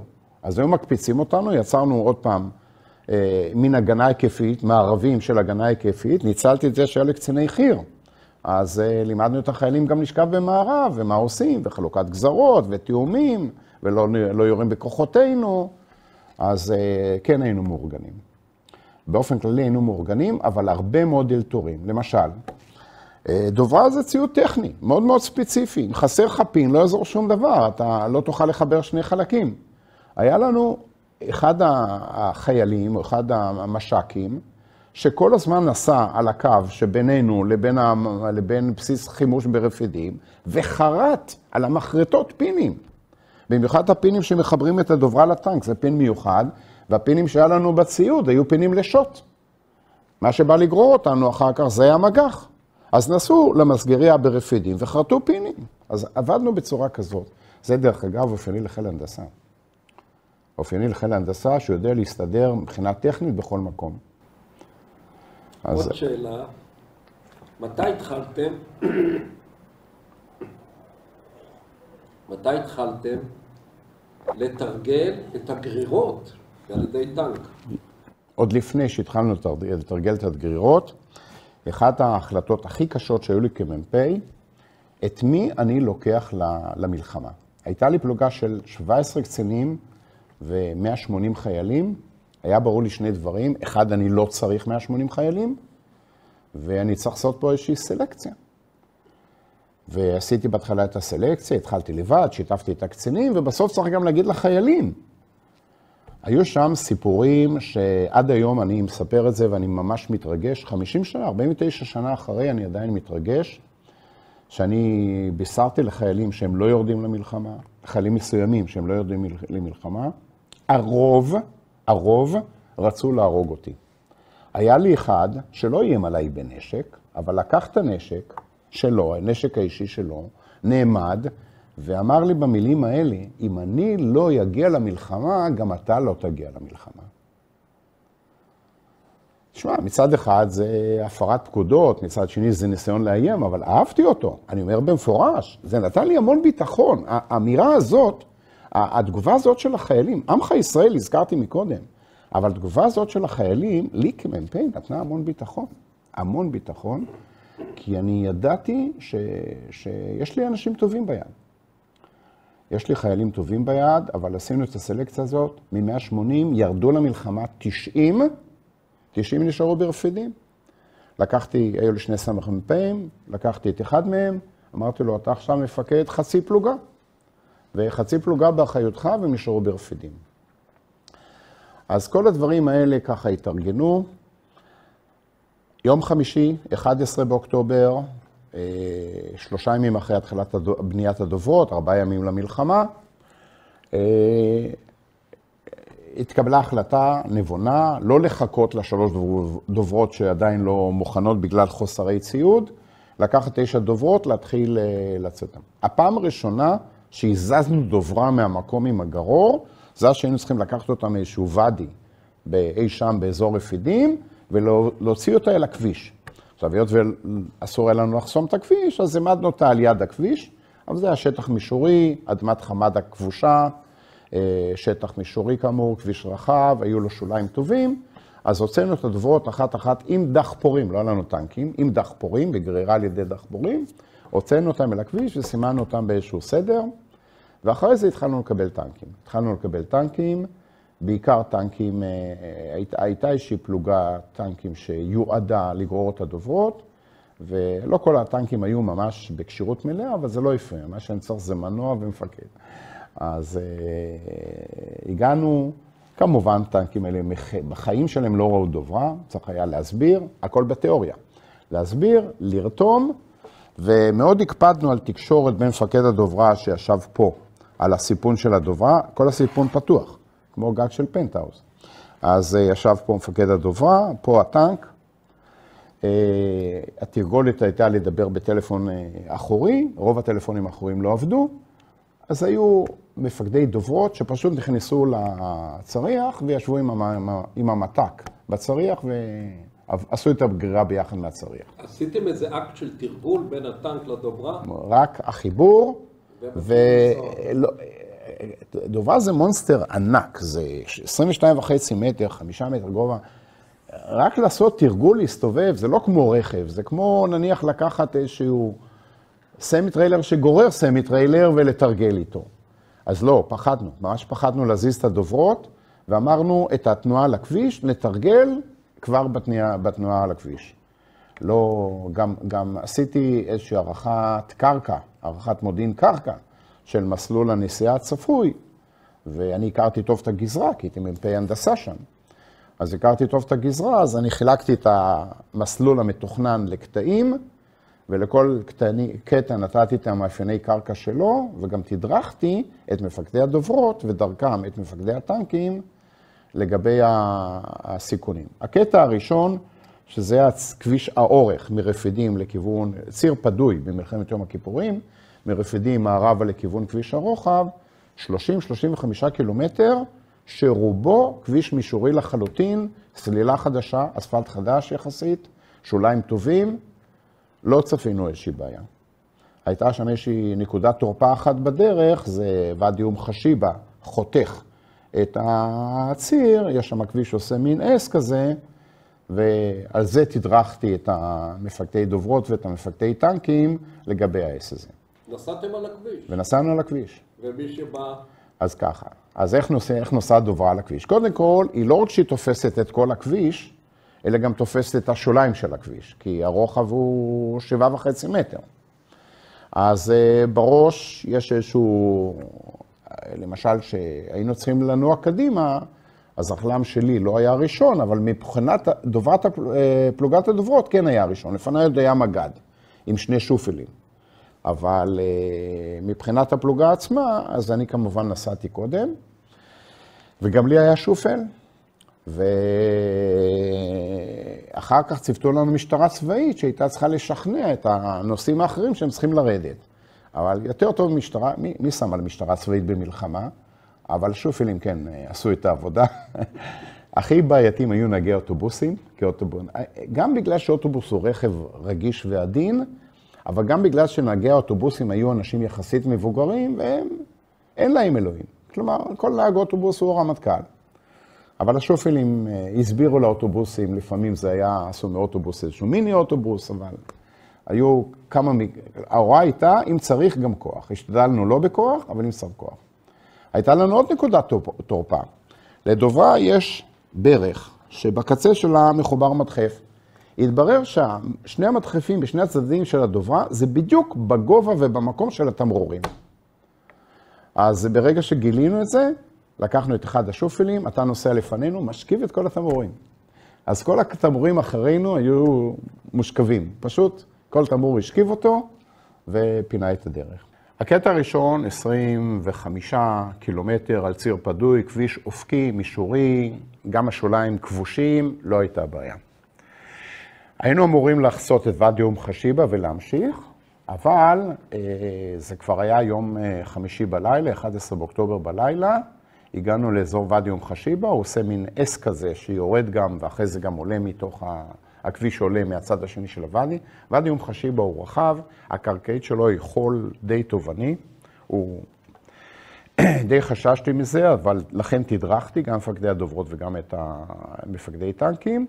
אבל קצת לפני זה, מי שהוביל אותנו זה היה ג'קי אבן, סגן מפקד אוגדה 143 של אריק שרון.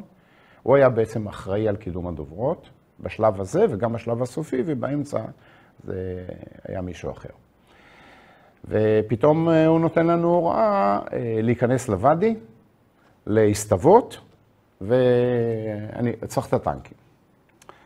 זה היה הסיפור של 14 באוקטובר, של התקפת הנגד המצרית שנצפתה או שנחזתה על ידי צה"ל. אמנם זה היה יומיים לפני כן, אבל כבר היו איזשהם ידיעות. ואת הטנקים האלה שלנו, שלמרות שהם לא היו בקשירות הכי טובה, היו צריכים אותם, היחידות קראו להם בחזרה. אז הם הכניסו אותנו לתוך ואדי חשיבה, בערך כמה מאות מטרים ירדנו מהכביש, ואדי רחב, אבל השוליים שלו הם קירות לולים, אז סך הכל הרגשנו שם די בטוחים, הסתווינו כמובן, והטנקים השתחררו ונסעו. אנחנו היינו שם מ-11 באוקטובר עד 14 באוקטובר. 3 ימים שכבנו שם במקום הזה, ועקבנו בעצם בעיקר דרך הקשר אחר כל מה שקרה באזור 14 באוקטובר. פה לדעתי, אם אתה מרשה לי, צריך לדבר קצת ברמה האסטרטגית יותר. החיילים בשטח, המפקדים בשטח, ואני חושב שאפילו גם שני הגדורנירים הדומיננטיים, שזה היה שרון וברן, הם רצו צליחה. הממשלה לא כל כך, הממשלה פחדה, ואפילו בפיקוד דרום, אפילו גורדיש ודדו, הם היו יותר, נקרא לזה, מאוססים, מאשר ברן ושרון. אבל ההזדמנות שקרתה, זה היה בעצם 14 באוקטובר.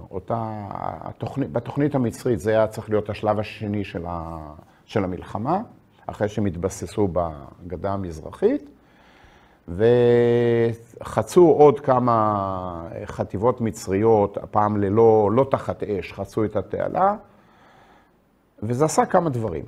קודם כל, זה ניקה את הגדה המערבית משריון. כמעט ולא נשאר שריון בגדה המערבית, חוץ משארמיה שהיא תמיד צמודה לקהיר, משיקולים של הגנת המשטר. דבר שני, המהלך המצרי היה שקוף לצה"ל. צה"ל, המודיעין של צה"ל, הבין את המהלך המצרי וחזה אותו.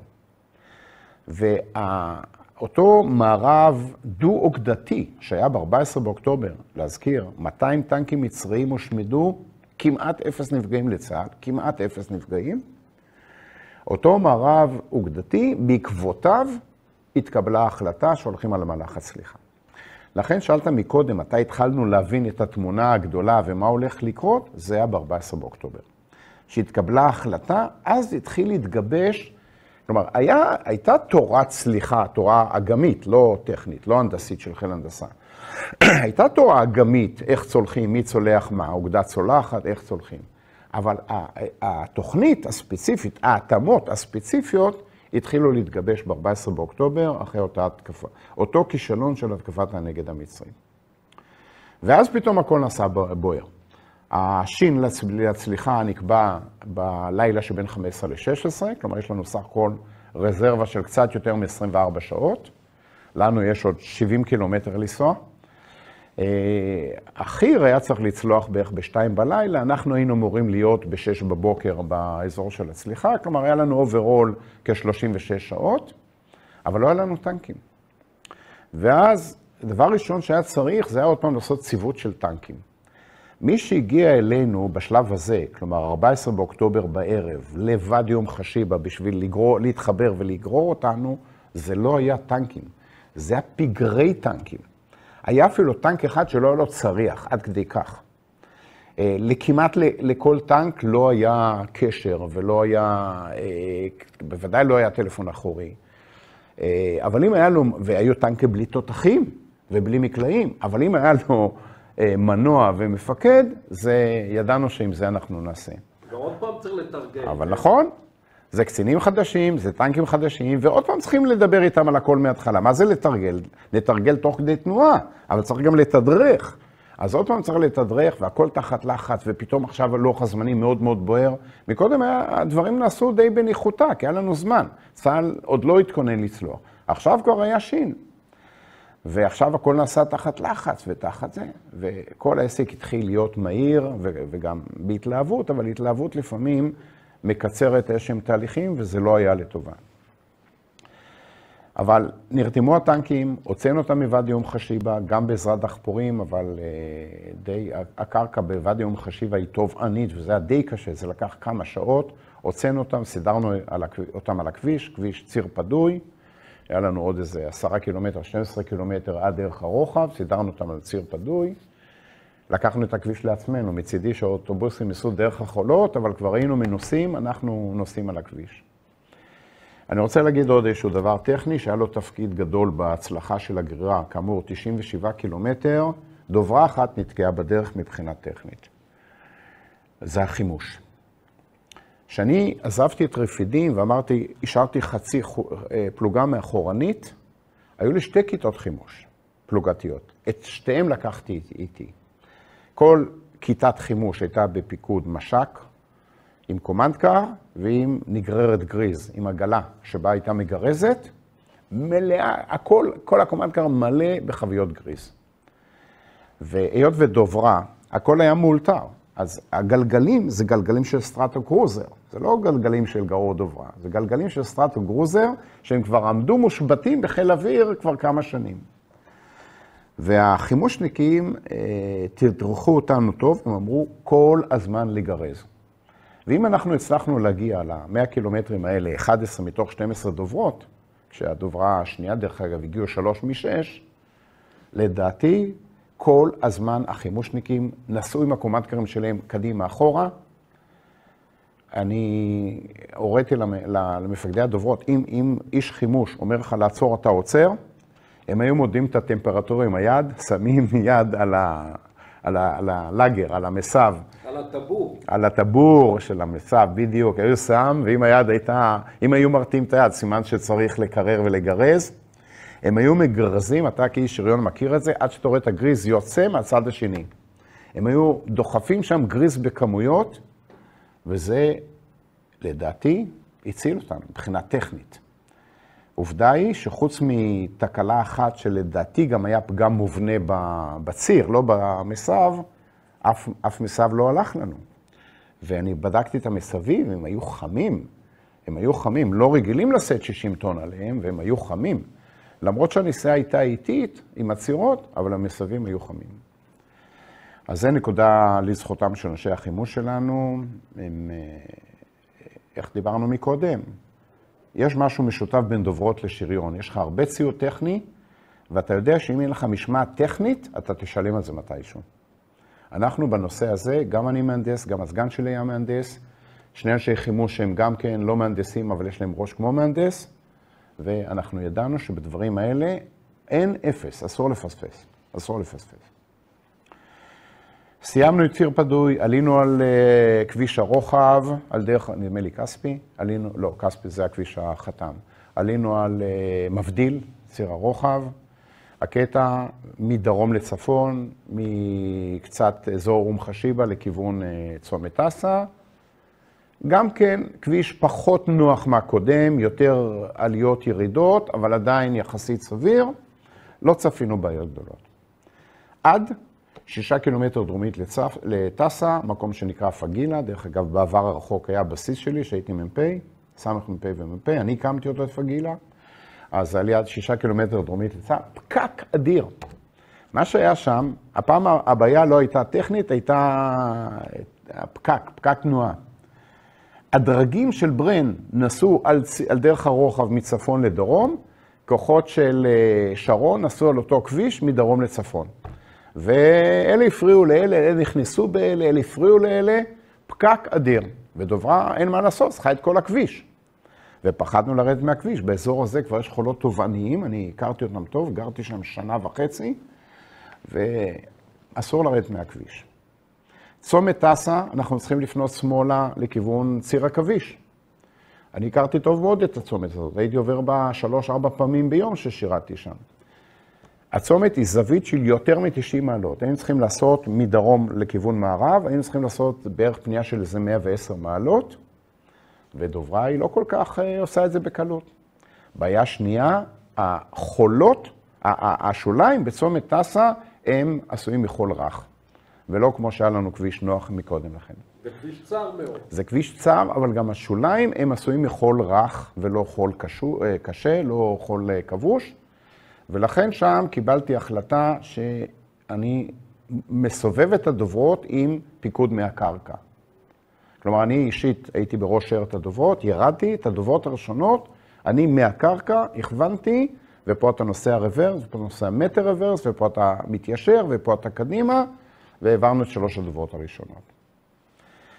דוברה הרביעית נתקעה בצומת.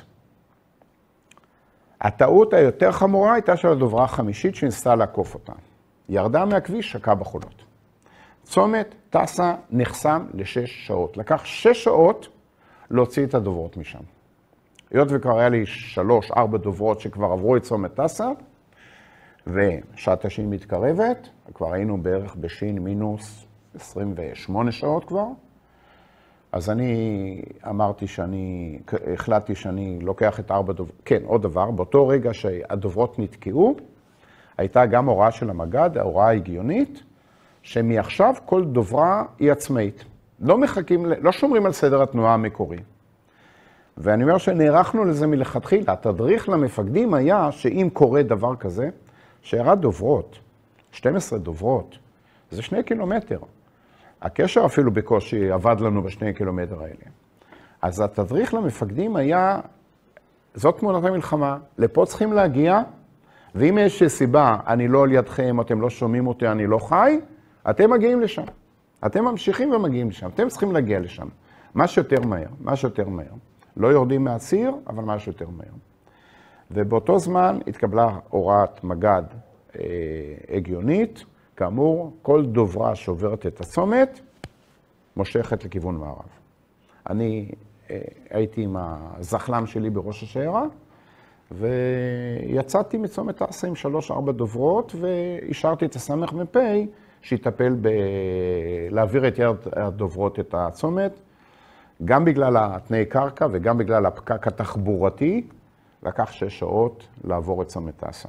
יש לי שאלה, כי אנחנו מתקרבים להצליח. נכון. היה איזה קבוצת פקודות שהשתתפת בה, גדודי? לא ברמה שלי. המג"ד אבי זוהר היה הרבה על הקו בין דבלה, המוצב של פיקוד דרום באום חשיבה, הוא היה הרבה על הקו, אבל לא, הוא היה מתדרך אותי הרבה, אבל אני כן עשיתי קבוצת פקודות לפלוגה שלי, לא שאני השתתפתי, אבל כן עשיתי קבוצת פקודות, עשיתי כמה קבוצות פקודות לפלוגה שלי, גם לקצינים וגם לכל החיילים. פעם אחת זה היה לפני היציאה מרפידים, פעם שנייה זה לפני התנועה, פעם שלישית זה היה בוואדי אום חשיבה, ואחרי זה פעם נוספת זה היה גם בעכביש 53, ששם היינו, גם כן בילינו כמעט יממה, בגלל החווה הסינית. כביש עכביש זה סיפור אחר, גם מבחינה טופוגרפית וגם מבחינה תחבורתית. קודם כל, מבחינה טופוגרפית, עליות, ירידות, הכביש נוסע על דיונות, והדיונות זה חול תובעני. היה ברור שאסור לרדת מהכביש. אבל מבחינה תחבורתית, הכביש היה פקוק לחלוטין, לגמרי פקוק.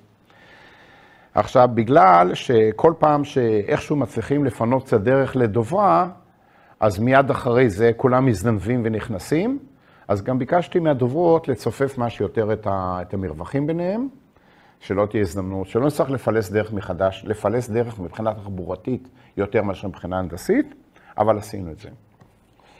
נענו לאט, אבל התקדמנו. לאורך ציר הכביש היו לנו כמה דברים שלדעתי שווה לדבר עליהם, כל אחד בא לבית אחר. דבר ראשון, חוויה מצמררת, 5 קילומטר, 6 קילומטר מערבית לצומת תעשה, עוד לפני יוקון. מדרום לכביש הייתה סוללת תותחים מתנאים 175 מילימטרים.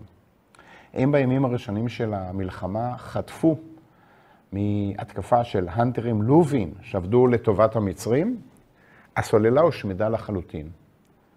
לרוב החיילים זה היה המגע הראשון שלהם עם המלחמה. אתה מגיע לשטח, אמנם אתה לא עובר דרכו, אבל אתה רואה אותו על ידך. משמאל הדרך, החול היה שחור. קנים של תותחים מעוקמים, כלי רכב שרופים, מחרזה מצמרר. אתה מתאר לעצמך שגם היו אנשים שם, ואתה מבין גם מה קרה לאנשים. זה גם היה, אבל זה מחזה מצמרר, ולראות את המכה הזאת, אחרי זה ראינו עוד הרבה מחזות כאלה, אבל שם זה היה המחזה הראשון, זה היה מחזה כאמור מצמרר.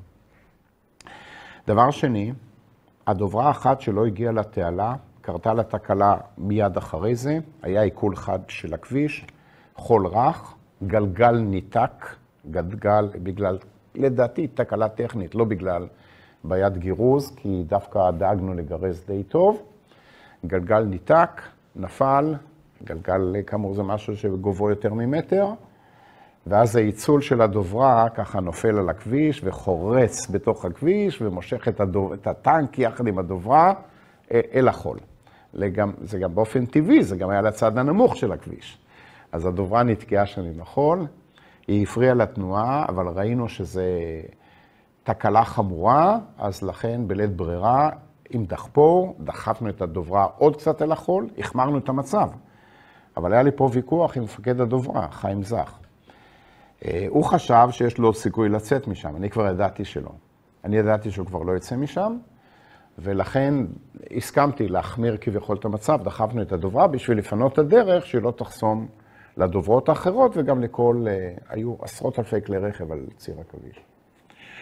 עם חיים היה לי עוד איזשהו סיפור. חיים, אחרי שהזמנו את הדוברה, הוא קצין מחיר, הוא בא מסרט אגוז, הוא פייטר, הוא רוצה להילחם.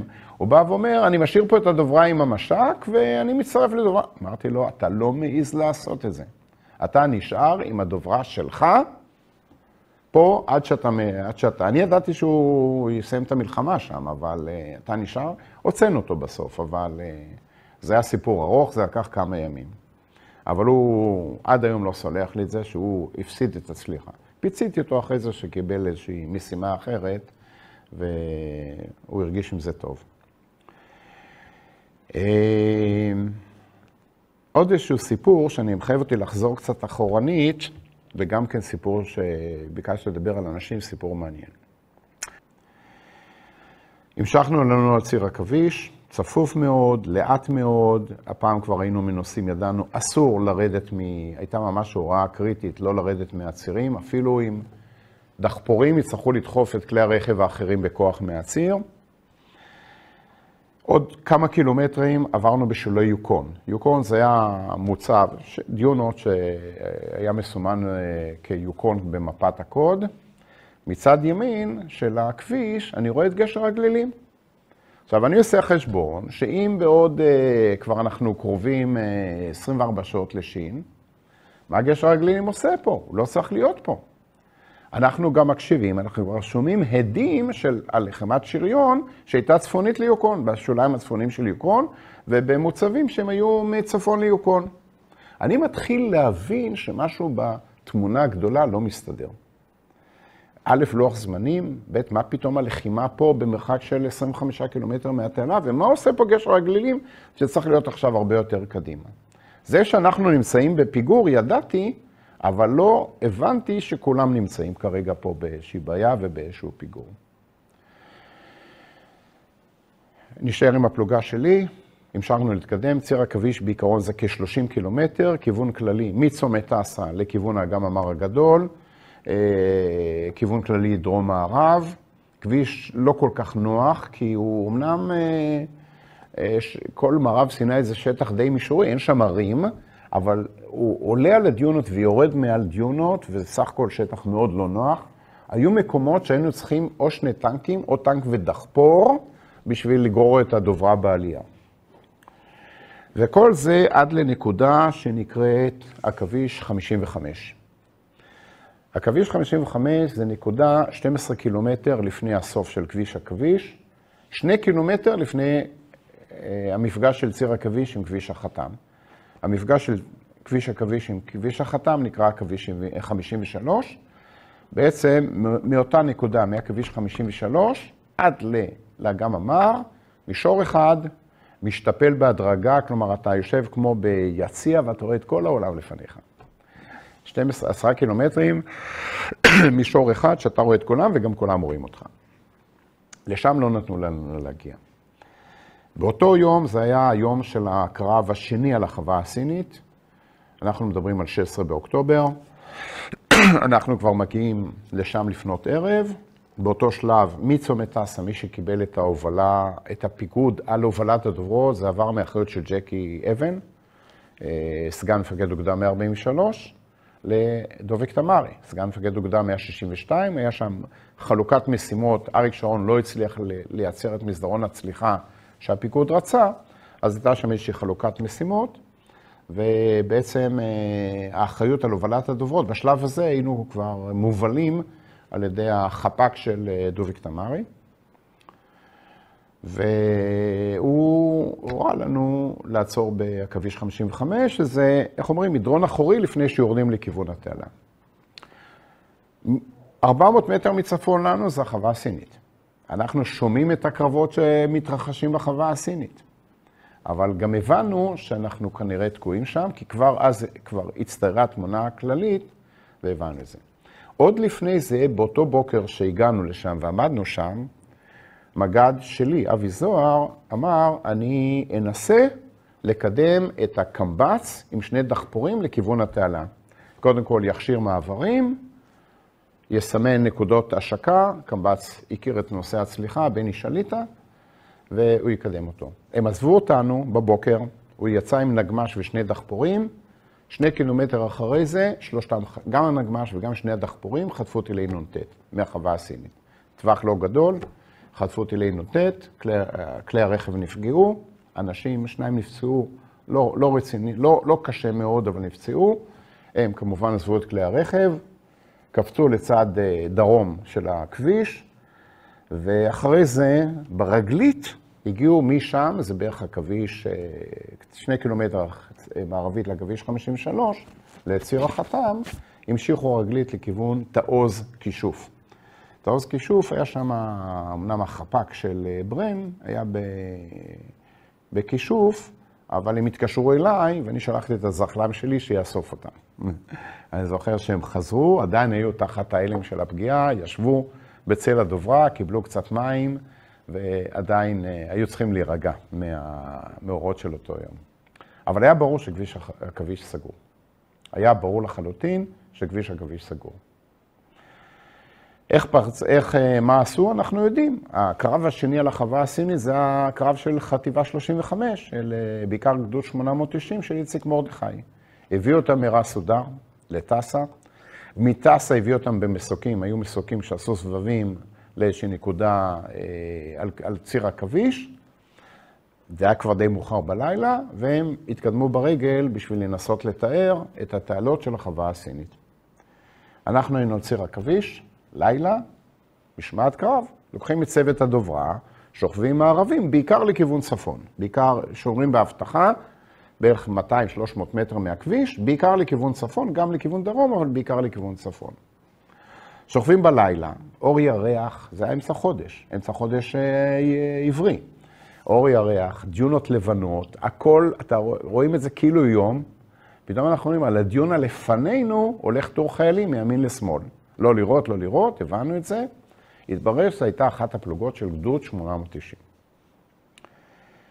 בשלב הזה עוד לא הבנתי מה הולך, גם הם לא ידעו מה הולך לקרות להם, אנחנו לא ידענו מה הולך לקרות להם, רק ידענו שהם מוזקו בשביל לתאר את החווה הסינית, כי מבחינתנו החווה הסינית הייתה פקק בדרך. אחר כך, אחרי המלחמה, שנודע לי בעצם מה עלה בגורלו של אותו גדוד, עד היום אני, חי תחת ההרגשה הקשה, סליחה שאני מדבר קצת בשפה בוטה, שהם ממש הוקרבו בשביל לאפשר לנו לעבור, ממש כך. כי זה קרה שהם נלחמו על החווה הסינית בלילה של בין ה-16 ל-17, הם נלחמו בלילה וכל היום שלמחרת. באותו לילה, בשעה 3 בלילה, קיבלתי את הוראת התנועה. אני צריך להגיד גם שהוראת התנועה הייתה החלטה ברמה של ברן, לא פיקוד אפילו. ברן לקח על עצמו את הסיכון המחושב הזה. הוא הבין כנראה תמונת הגרב בצורה יותר טובה מאחרים. אריק שרון היה דרך אגב באזור התעלה כבר, כי תמסכים היו כבר במים, סירות גומי כבר היו במים. ברן היה אחראי להביא אותנו, אריק שרון היה אחראי להוביל את גשר הגלילים, ברן היה אחראי להביא את דוביק תמר היה אחראי להביא את הדוברות. ובשעה 3 בלילה הוא שלח איזושהי פלוגת סיור, חצי פלוגת סיור, במבה. היא נקראה בקשר, שלח אותה לכיוון האגם אמר, הגיעה לאגם אמר, חזרה בלי הפרעה.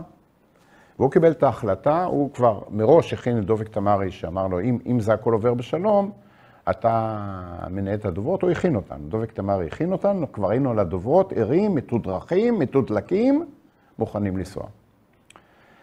3:30, 3:45 קיבלנו פקודת התנועה, הכביש נוח, בשיפוע, להפך היה צריך להזהיר את הטנקים, לא לרוץ, לבלום.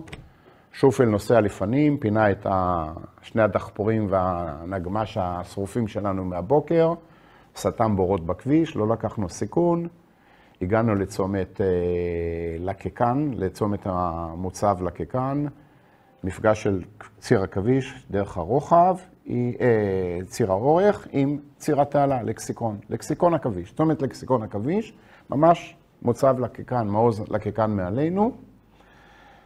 למרות שהסיבוב שם נוח, אבל גם כן סיבוב חד יותר מ-90 מעלות, עוד פעם, אותה תרגולת, הכוונה מהקרקע.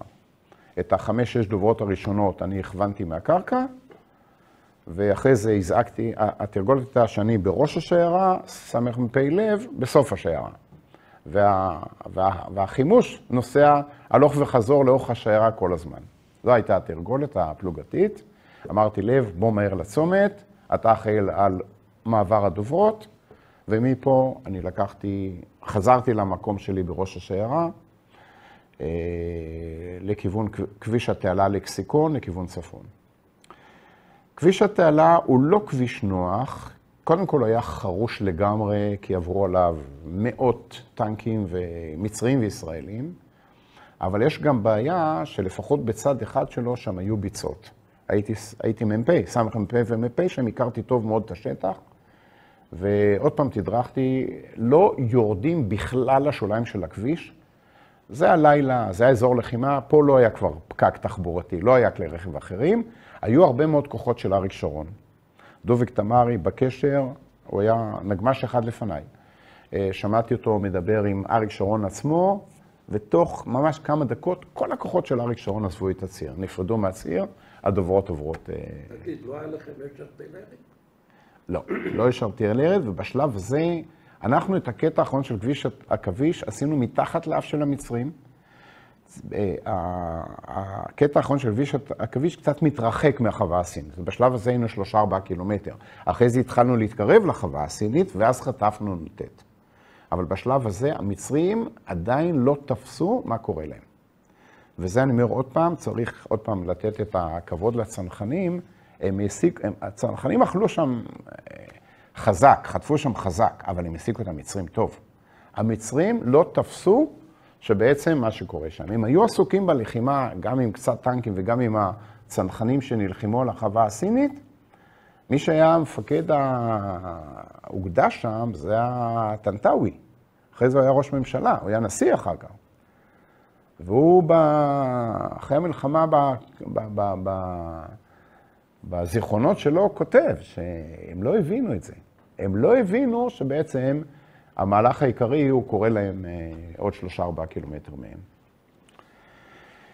היינו צריכים להגיע על ציר לקסיקון, עם הפנים עכשיו צפונה, היינו צריכים להגיע לצומת לקסיקון טרטור, בדיוק מתחת לאף של החווה הסינית. באותו זמן היה שם הקרב ההירואי של חטיבה 14, זה אותו קרב שאחר כך דיברו על זה שזה טנקים ירו אחד על השני מטווחים של 10 מטר. ממש היו טנקים ישראלים ומצרים מעורבים זה בזה, וטנקים ירו מטווחי 0. קיבלנו את המידע על זה, כלומר עוד פעם, שוב, מי שאחראי על כל ההובלה הזאת זה דוביק תמרי, הוא הוביל בעצם את כל המהלך. והוא קיבל החלטה לא להיכנס לתעלה בציר טרטור, אלא להיכנס בציר נחלה. ציר נחלה זה ציר שהוא קילומטר מדרום לטרטור, והוא די לשולי האגם המר, הבעיה העיקרית שלו זהו שטח ביצתי. הדרך עצמה היא בסדר, היא כבושה, אבל מימין ומשמאל זה די ביצתי, אבל עמדנו בזה. בשלב הזה אנחנו קילומטר וחצי מהמצרים. ואז התחלנו לחטוף נוטט. אז התחלנו לחטוף טילים. 3 דוברות חטפו טילים, לא קרה להם כלום. זה אחד היתרונות של הדוברות מצופים. הגוף מתכת, המצופים מלאי פוליאוריתן. מה שרגיש על הדוברות זה אנשים, קשר, הידראוליקה ואולי גם מנועים. אבל אף טיל לא פגע במנועים, הטילים פגעו בגופי הדוברות, טנק חטף נונטט והחליק עליו, לא השביט אותו, אבל שופל שנסע איתנו כן חטף נונטט והמפעיל שלו נהרג, לוזי, אליעזר שטילמן, זה ההרוג הראשון, לא מהפלוגה, אבל מכל האופרציה הזאת, מכל המהלך הזה. זה כבר היה היום? זה לא, זה היה לפנות בוקר. זה היה כבר דמדומי שחר, זה היה לסדר גודל של 6 בבוקר, אז כבר אפשר היה להבחין בצלנים. דוברה זה 5 מטר גובה, זה מונסטר, המצרים ראו את זה, התחילו להרביץ נוטט. ואנחנו כבר קרובים לתעלה. אנחנו ממשיכים, זה שטח מישורי, אפשר לנסוע.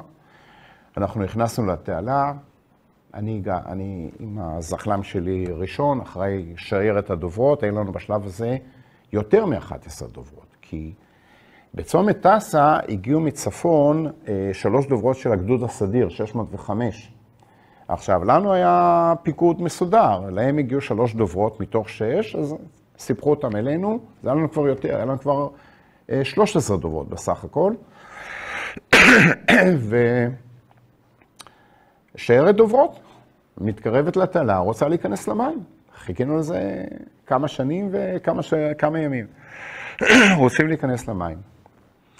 אם תרשה לי, אני אספר כרגע מה זה החצר ומה קרה בחצר. תעלת סואט, מדרום לצפון, בדרום האגם המר הגדול, וזה דרך אגב הייתה אחת הסיבות למה אזור הצליחה נבחר להיות פה, כי האגף השמאלי של מסדרון הצליחה מוגן על ידי האגם המר הגדול. מבחינה מבצעית זה גם היה כמובן אזור התפר שבין הארמיה השנייה לשלישית המצריות, אבל זה היה אזור נוח. הסיפורים זה שאריק שרון ייעד את זה לאזור צליחה עוד שהיה אלוף פיקוד הדרום. אומרים גם שהוא סימן פה את הנקודות האלה, אני לא יודע, אבל נניח שכן. אבל זה איזשהו חצר מוקף סוללה בין מוצבי מצמד א' בצפון שהיה נטוש, לבין מצמד ב' בדרום שהיה תפוס, אבל נכבש על ידי המצרים. אז בין שני המוצבים האלה, סוללת עפר, האורך סדר גודל של כ-600-700 מטר, הרוחב פה 100 מטר, פה 200-300 מטר, כל זה סוללת עפר, שטח די מישורי, אדמה די קשה, די נוח לעבוד שם.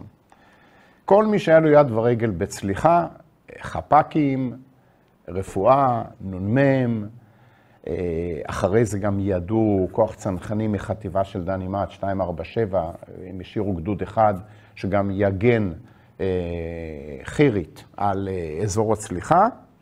כולם בעצם עבדו בשטח הזה.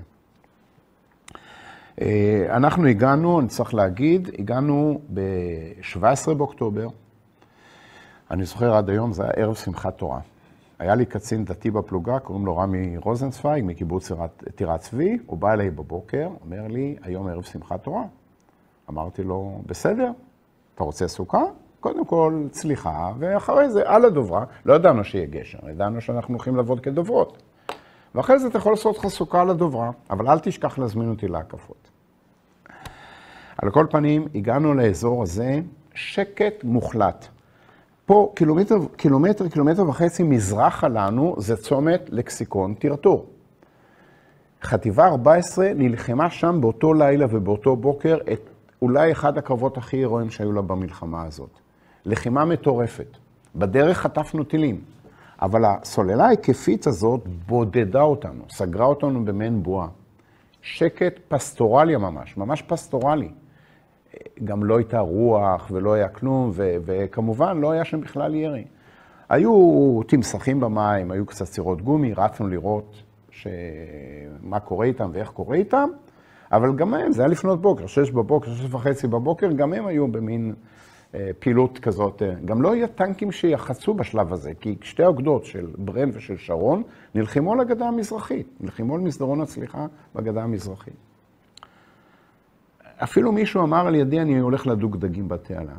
אמרתי לו, בסדר. לא אמרתי לו בסדר, אמרתי לו בבדיחה, בסדר, אבל אחר כך, קודם כל תכנס למים. אנחנו הכנסנו פה בנקודה שכתוב עליה נקודת ההשקה.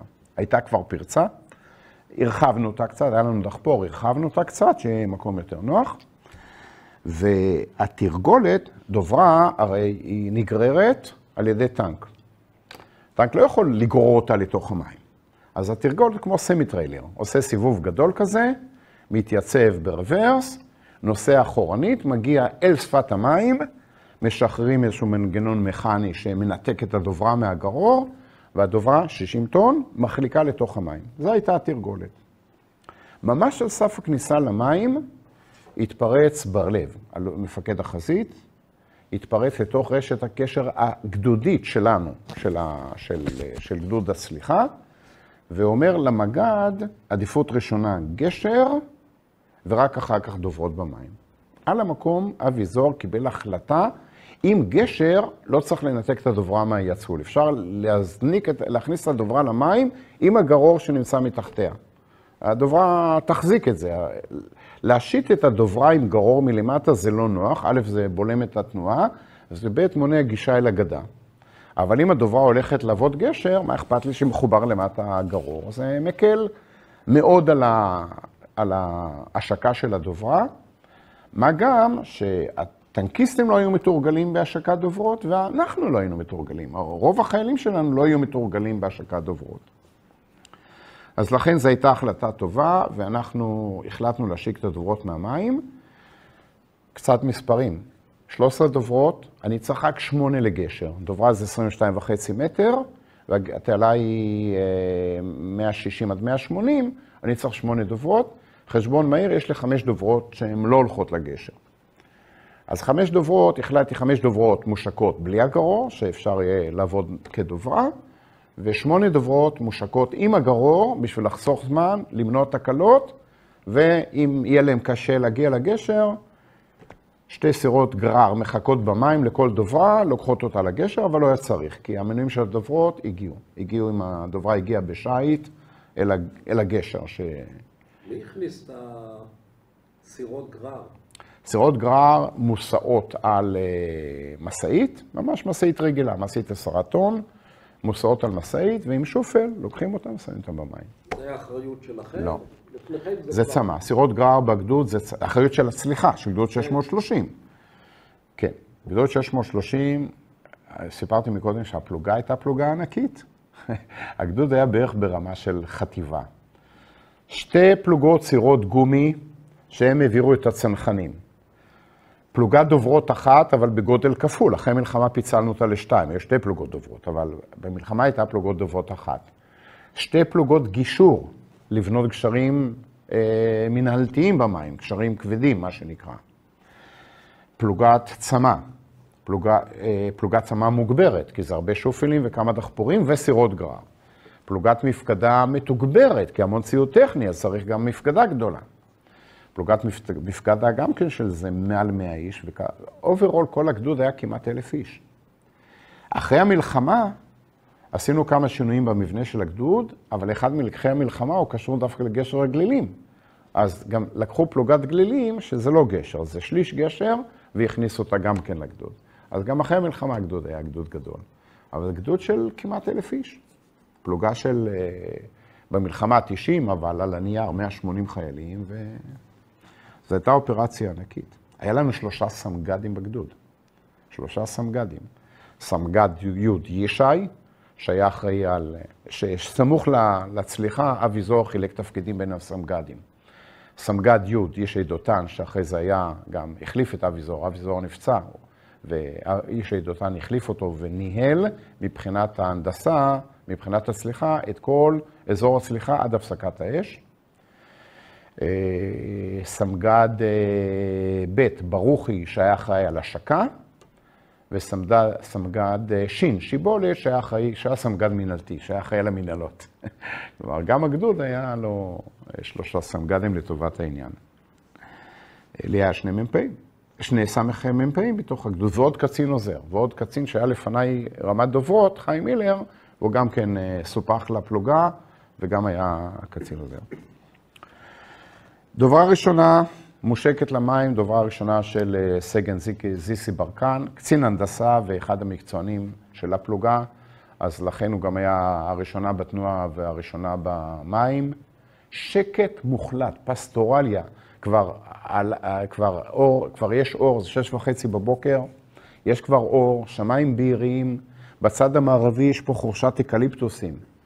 העלים לא זזו, כלום לא זז. הכל שלווה מוחלטת, ממש כאילו זה מחנה נופש ולא מלחמה. להזכיר שקילומטר וחצי מזרחה מאיתנו מלחמת עולם, ממש מלחמת עולם בין חטיבה 14 לכוחות המצריים.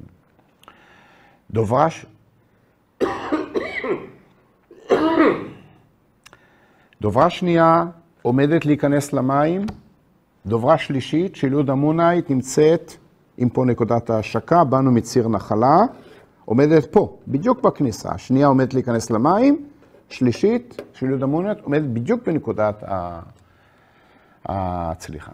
פתאום אני שומע שריקה, עוד לא הבנתי שריקה של מה, אבל מיד אחרי השריקה הזאת, כל השטח שם רעד. מתח, לא פגז, מתח, הכל היה שם. כל סוגי המרגמות. הכי פחדנו, דרך אגב, זה המרגמות 160, כי הפגזים שלהם לא התפזרו לרססים קטנים, אלא ראינו באוויר עפים רססים של מטר. ופחדנו מזה, כי הבנו שזה הורג אותך במקום, לא, אפילו לא פוצע אותך. וכל החיילים חשופים. הכל חשוף, גם על הדוברות, גם בקרקע, כולם חשופים שם היה. היה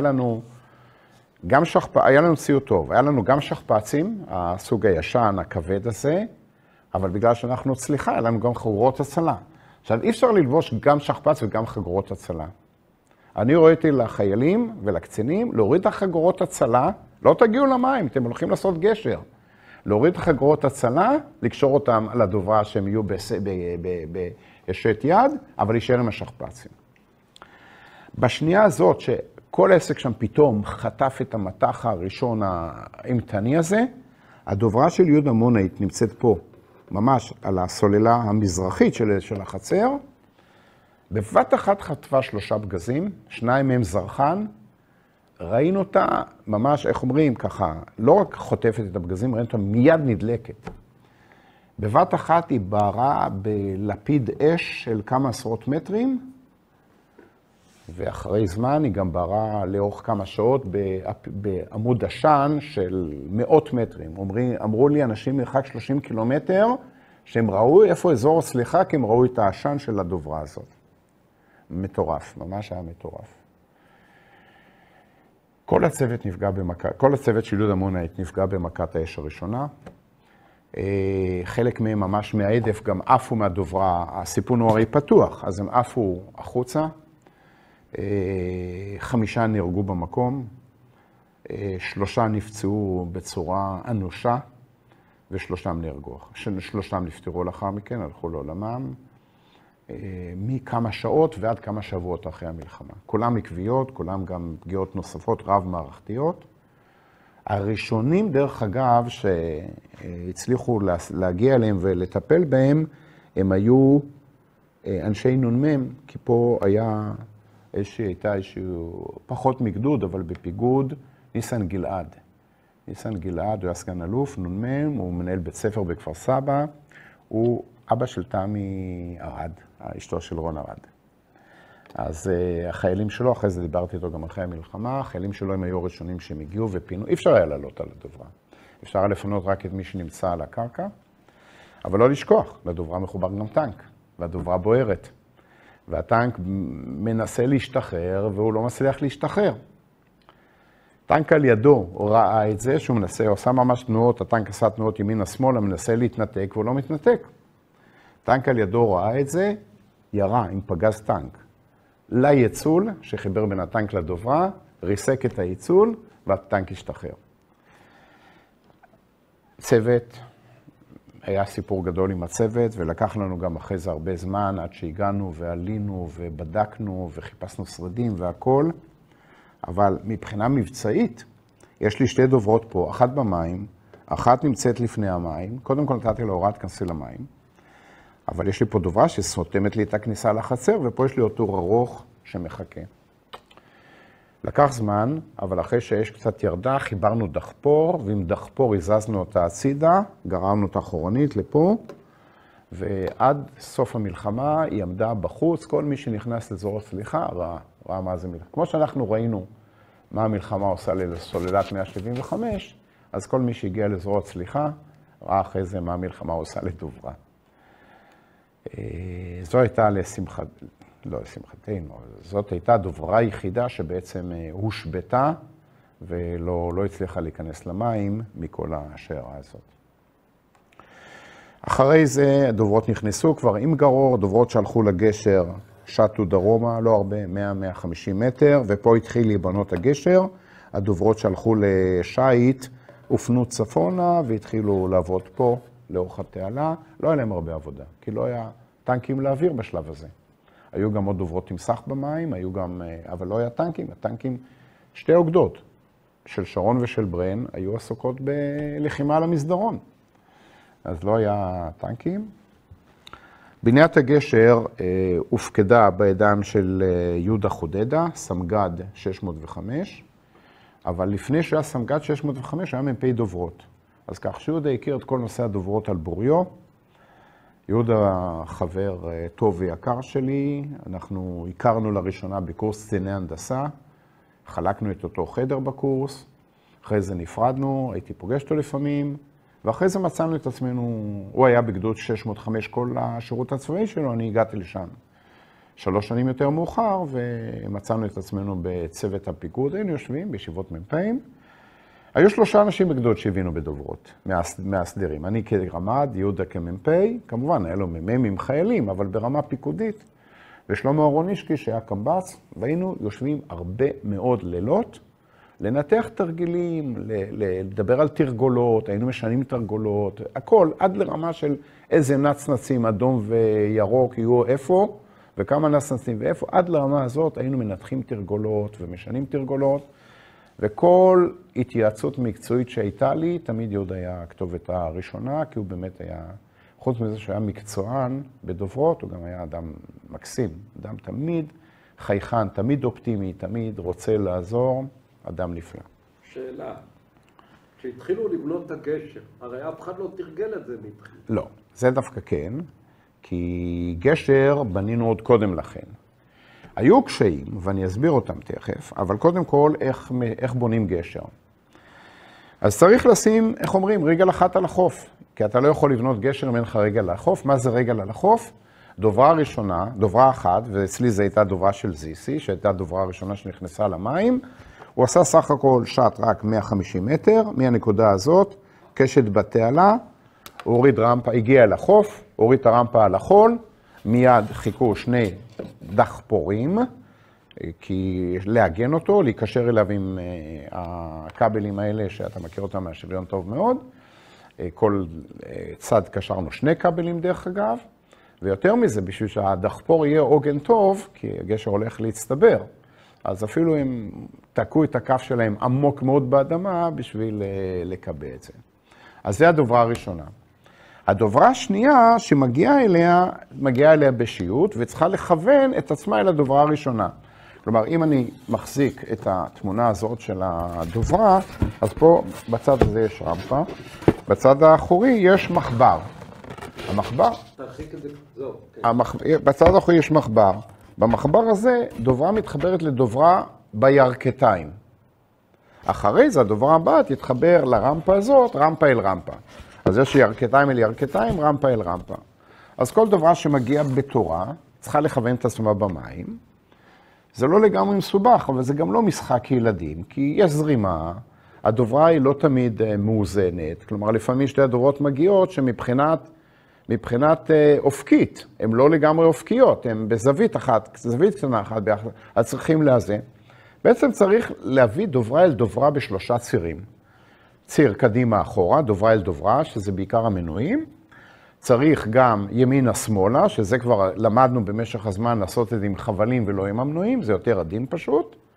וצריך אחרי זה לאזן מבחינת גובה במים, כי לפעמים פינה אחת שקועה ופינה שנייה למעלה, הפינים לא ייכנסו. אז זה למדנו לעשות עם חיילים.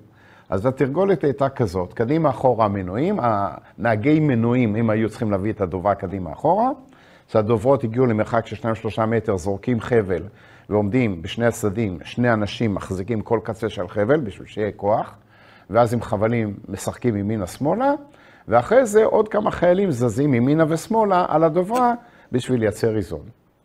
ואז מכניסים פין או פינים בעצם לטבעת, פין בקוטר של 8 סנטימטר, פטיש 5 קילו, דופקים, וזה החיבור. זה היה תרגולת של חיבור הדוברות הישן, שהתבסס בעצם על ציוד בריטי מלחמת העולם השנייה. אחרי המלחמה פותח מחבר מהיר, שעשה את זה הרבה יותר מהיר. דרך אגב, אם יש לי 2 אצבעות, 2 בענים לא שווים, זה בגלל שאחד הבענים שלי נכנסה פעם פה לפני הפין, והתרסקה באחת המכות האלה של להכניס פין. כי אתה מנסה לאזן, ועשיתי מהלך פזיז, ובו נכנס במקום פין למקום. אז לכן זה לוקח זמן. היו אחרי מלחמה טענות, למה זה לקח הרבה זמן? אז ככה, קודם כל זמנים. דוברה ראשונה במים, 6:45.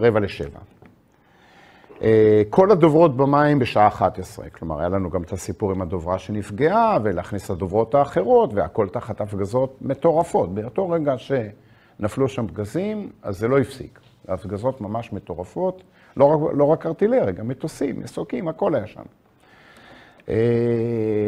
אז גם הכל תחת אש. ודבר שלישי, הבעיה במים היא הייתה די עדינה, וזה לקח את הזמן. לשם השוואה למשל, בתרגולים היינו בונים גשר המקסימום שבנינו בתרגולים גשר זה היה 5 חלקות. היה לוקח 4 שעות. פה בנינו גשר מ8 חלקות, גשר, 8 דוברות, לקח לנו 7 שעות. 9 שעות מבצעית, אבל 7 שעות טכנית, משעה 11 ועד שעה 4. בשעה 4 17 באוקטובר, שעה 4 אחר הצהריים, הגשר עמד, מעוגן בשתי הגדות שלו אל התעלה. היו דברים טכניים, שלמשל שלחתי חוליה לצד השני של התעלה, לבדוק את הגדה, שאין שם בעיות בעלייה של הטנקים מהגשר, אבל זה כבר דברים קטנים. היה גשר, לא הייתה עליו תנועה, לא היו טנקים לעבור. שאלה, אתה כמ"פ שעושה גשר, כשהגשר היה בנוי, הבנת מה קורה, שזה משהו היסטורי? כן, אבל אתה לא חושב על זה. כלומר, זה נמצא בתודעה. ברור שהבנו. כלומר, ברור שהבנו שאם יהיה משהו שישנה את אני הרי גם חניך של צה"ל, אני גם יודע הרי שצריך להעביר את המלחמה אל שטח האויב, צריך לייצר מומנט, צריך להוציא את האויב משיווי משקל. אז כן, ברור שהבנו את הדבר הזה, וגם תדרכנו, וגם אפילו היו קצת מילות של פאטוס שתדרכתי את החיילים לפני המלחמה. אבל כשאתה נמצא שם, אתה לא חושב על זה. אתה ממש לא חושב על זה. אתה ממוקד במה שאתה עושה. הבעיה שלי הייתה כל הזמן להסתכל על המים ולדעת אם הזרם נחלש או מתגבר, כי הוא בשלב מסוים מתגבר, מגיע לנקודת איזון, ואז הוא משנה כיוון. עכשיו, אם הוא משנה כיוון, אני צריך לתמוך בגשר, בכיוון ההפוך, כי אמנם הגשר תיאורטית קשיח, ימין-שמאל, אבל לא ברמה הזאת, לא גשר של 200 מטר ולא ברמה של הזרמים שהיו שם. אז היינו תומכים בגשר עם סירות גרר. עכשיו, אם חוץ ממנועי הדוברות, שהם כמובן, אבל גם עם סירות גרר, שיש להם כוח הרבה יותר חזק. עכשיו, אם הזרם הולך להפוך כיוון, אני צריך להעביר את הסירות גרר לצד השני. אז בדברים האלה התעסקנו. לא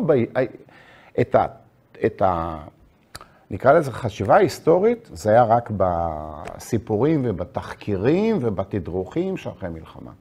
לא שם. אותו דבר גם כמ"פ, אחד הדברים שהעסיק אותי זה ביטחון החיילים. החיילים היו חשופים לחלוטין. אבל לפני זה יש לי סיפור בשבילך. שאלת אם אני ידעתי שקורה פה משהו היסטורי? אז אני אולי ידעתי, אבל לא יחסי לזה משקל מתאים. אבל מהפיקוד למעלה כן יחסו לזה. עכשיו, היות ואני מ"פ דוברות, ויש לי זחלם, ואני בראש שיירת הדוברות, ציוותו לי לזחלם צוות של הטלוויזיה הישראלית. את הכתב אמיר אמניר, שאחרי זה נהרג בגואטמלה, ואת הצלם בניה בן נון. הם היו בזחלם שלי. קצת דיברנו בדרך, אבל לא לזמן, כי הייתי כל כך לחוץ שהדוברות ירגענה שלמות ובזמן, אז כמעט ולא דיברנו. אבל הם השתמשו בזחלם שלי יחד איתי, אני הייתי איתם בזחלם, אבל השתמשו בזחלם שלי. כשהגענו לצליחה, אני לא צריך את הזחלם. אני השארתי את הזחלם פה, קרוב לנקודת ההשקה, ואני עבדתי מהקרקע. אבל הם השתמשו בזחלם כבסיס, לצילומים, לכתבות שלהם. בשלב מסוים שניהם עומדים על הסוללה פה בנקודת ההשקה, בין שניהם נופל פגז. שניהם עפו, בניה בן נון נפצע. לא חמור, אבל נפצע. הייתה לו מסרטה ביד, הוא הצלם, הייתה לו מסרטה ביד, היא נפלה לו מהיד, נפלה לקרקע והיא המשיכה לעבוד. ואז יש מהצליחה, יש סרטון של הטלוויזיה הישראלית, שהסרטון הזה הוא פיקנטי כמובן במיוחד, א' צליחה וב' הצלם נפצע והמסרטה מצלמת את הצלם פצוע ושוכב על הקרקע. היא ממשיכה לטרטר מגובה הקרקע ובזווית לא שגרתית. במקרה, הפריים של המסרטה, של המצלמה, עבר גם אותי. ובערב המשפחה שלי, כמו כל עם ישראל, יושבים על הטלוויזיה להבין מה קורה, ופתאום אחותי אומרת להורים שלי, הנה גדעון, הנה גדעון. אחרי המלחמה ראיתי את הסרטון, ואני באמת ככה, איך אומרים, זה עובר, בקושי מכירים אותי, אבל מי שמכיר, כובע פלדה, משקפי שמש, שכפ"ץ, אבל מי שמכיר, מכיר. מתי התחילו טנקים לעבור? ערב שמחת תורה, יום רביעי בשבוע, 17 באוקטובר, שעה 4, יש גשר. מדווחים, כולם היו שם במקום, אבל עדיין מדווחים לכולם שיש גשר, אין טנקים. טנקים ראשונים הגיעו איזה 2 פלוגות של 162, של אוגדה 162, בערך בשעה 8 בערב. 2 פלוגות ראשונות. זה אחר כך בסיפורים של אחרי המלחמה התברר שברן לא כמהלך לחימתי, אלא לקח 2 פלוגות ואמר להם, תנסו. והם צלחו. ועוד פעם אין טנקים. בערך בשעה 10:30 בלילה עבר החפ"ק של ברן, על הגשר. ראינו אותם בעיניים, אבל לא עצרו, הם לא עצרו, לא שאלו, לא הצלמנו, לא כלום. מלחמה, הפגזות. הם עברו, דרך אגב, רוב הטנקים שעברו סגרו מדפים ועברו.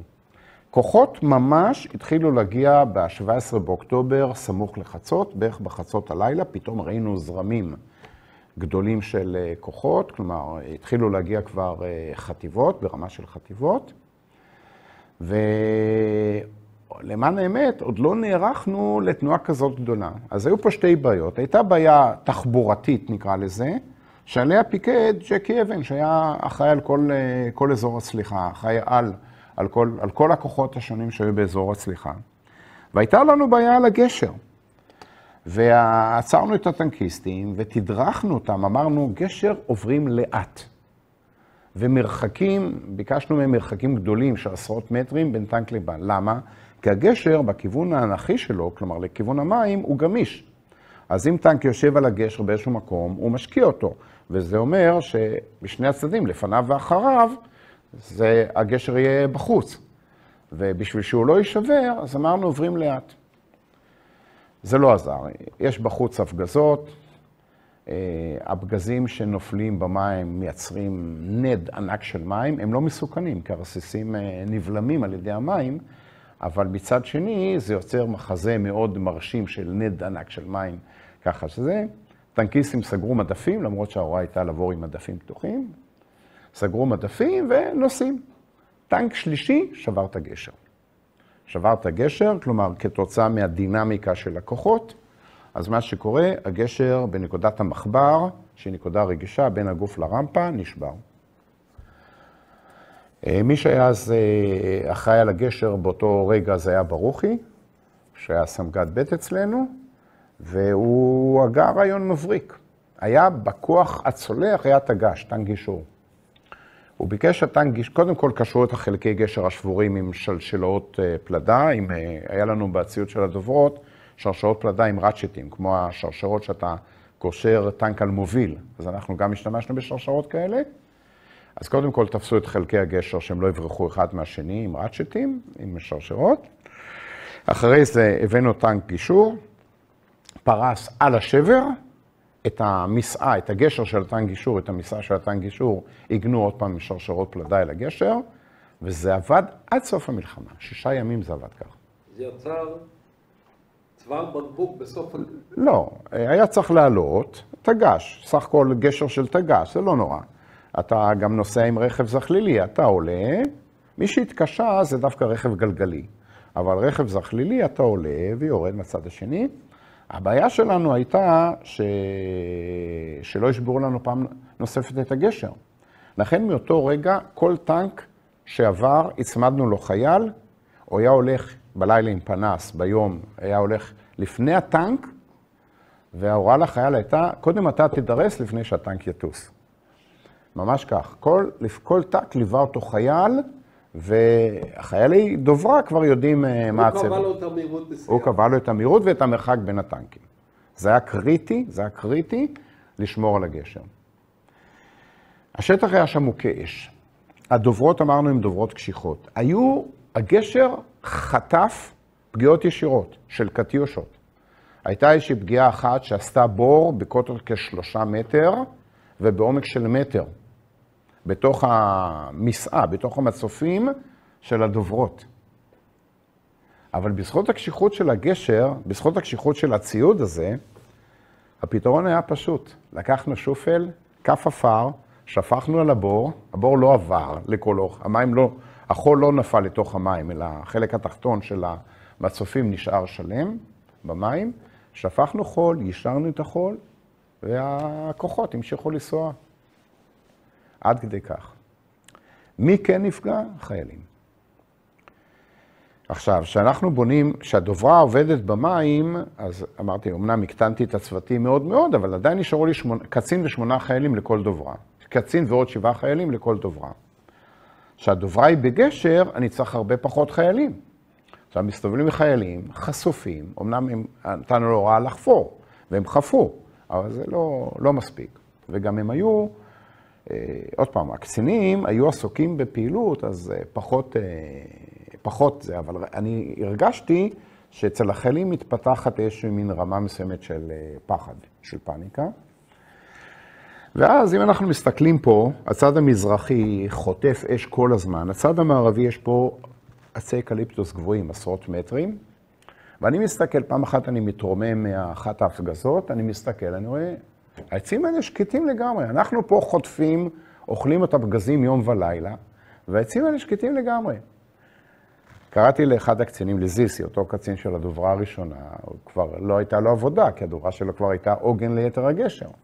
אמרתי לו, כך, כל חייל שהוא פנוי, תעביר אותם לצד המערבי. ידעתי מהשירות שלי בסיני, יש שם בונקרים מצריים, תמצא בונקר, תהיו פנימה. תיזהר, הבונקרים הם נטושים מאז מלחמת ההתשה, אבל תמצא בונקר, רק לפנות ערב תחזור אליי. לקח חיילים, עברו לצד השני, היו שם כמה שעות ביום, חזרו לפנות ערב, מביאים שבוי. מה התברר? שבאחד הבונקרים עשו חייל מצרי, אחד, רועד מפחד, יבש לגמרי, כי הוא יומיים לא שתה, לא אכל שום דבר, פחד להוציא את האף שלו, קודם כל השקו אותו מים, אחרי זה אזקו אותו, חיסו לו את העיניים, והביאו אותו רגלית לצד, חצה רגלית על הגשר, לצד, לא על הגשר עדיין, כן על הגשר, כבר היה גשר. חצו רגלית על הגשר והגיעו לצד השני. מה אני אעשה איתו? שלחתי אותו לג'קי אבן, שהוא יודע כבר מה לעשות איתו. לנו לא היה לא זמן ולא חשק להתעסק איתו. אז זה היה הסיפור של גשר, זה הייתה התחלה, כלומר, הסיפור של בניית גשר הדוברות.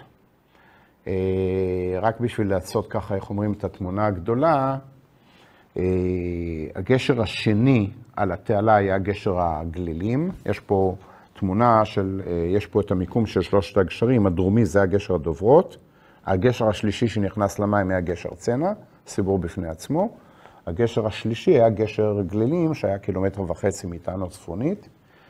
כבשו את החווה הסינית, פתחו את ציר טרטור, אפשר היה להוביל את גשר הגלילים, וגשר הגלילים באמת, אחרי יומיים, ב-19 הגיע לתעלה והושק, ובאותו רגע שגשר הגלילים הושק, השתדלנו להפנות את רוב הרכב הזכלילי, טנקים וטומטים, פחות נגמשים, אבל בעיקר טנקים וטומטים, השתדלנו להפנות אותו דווקא לגשר הגלילים. 2 סיבות.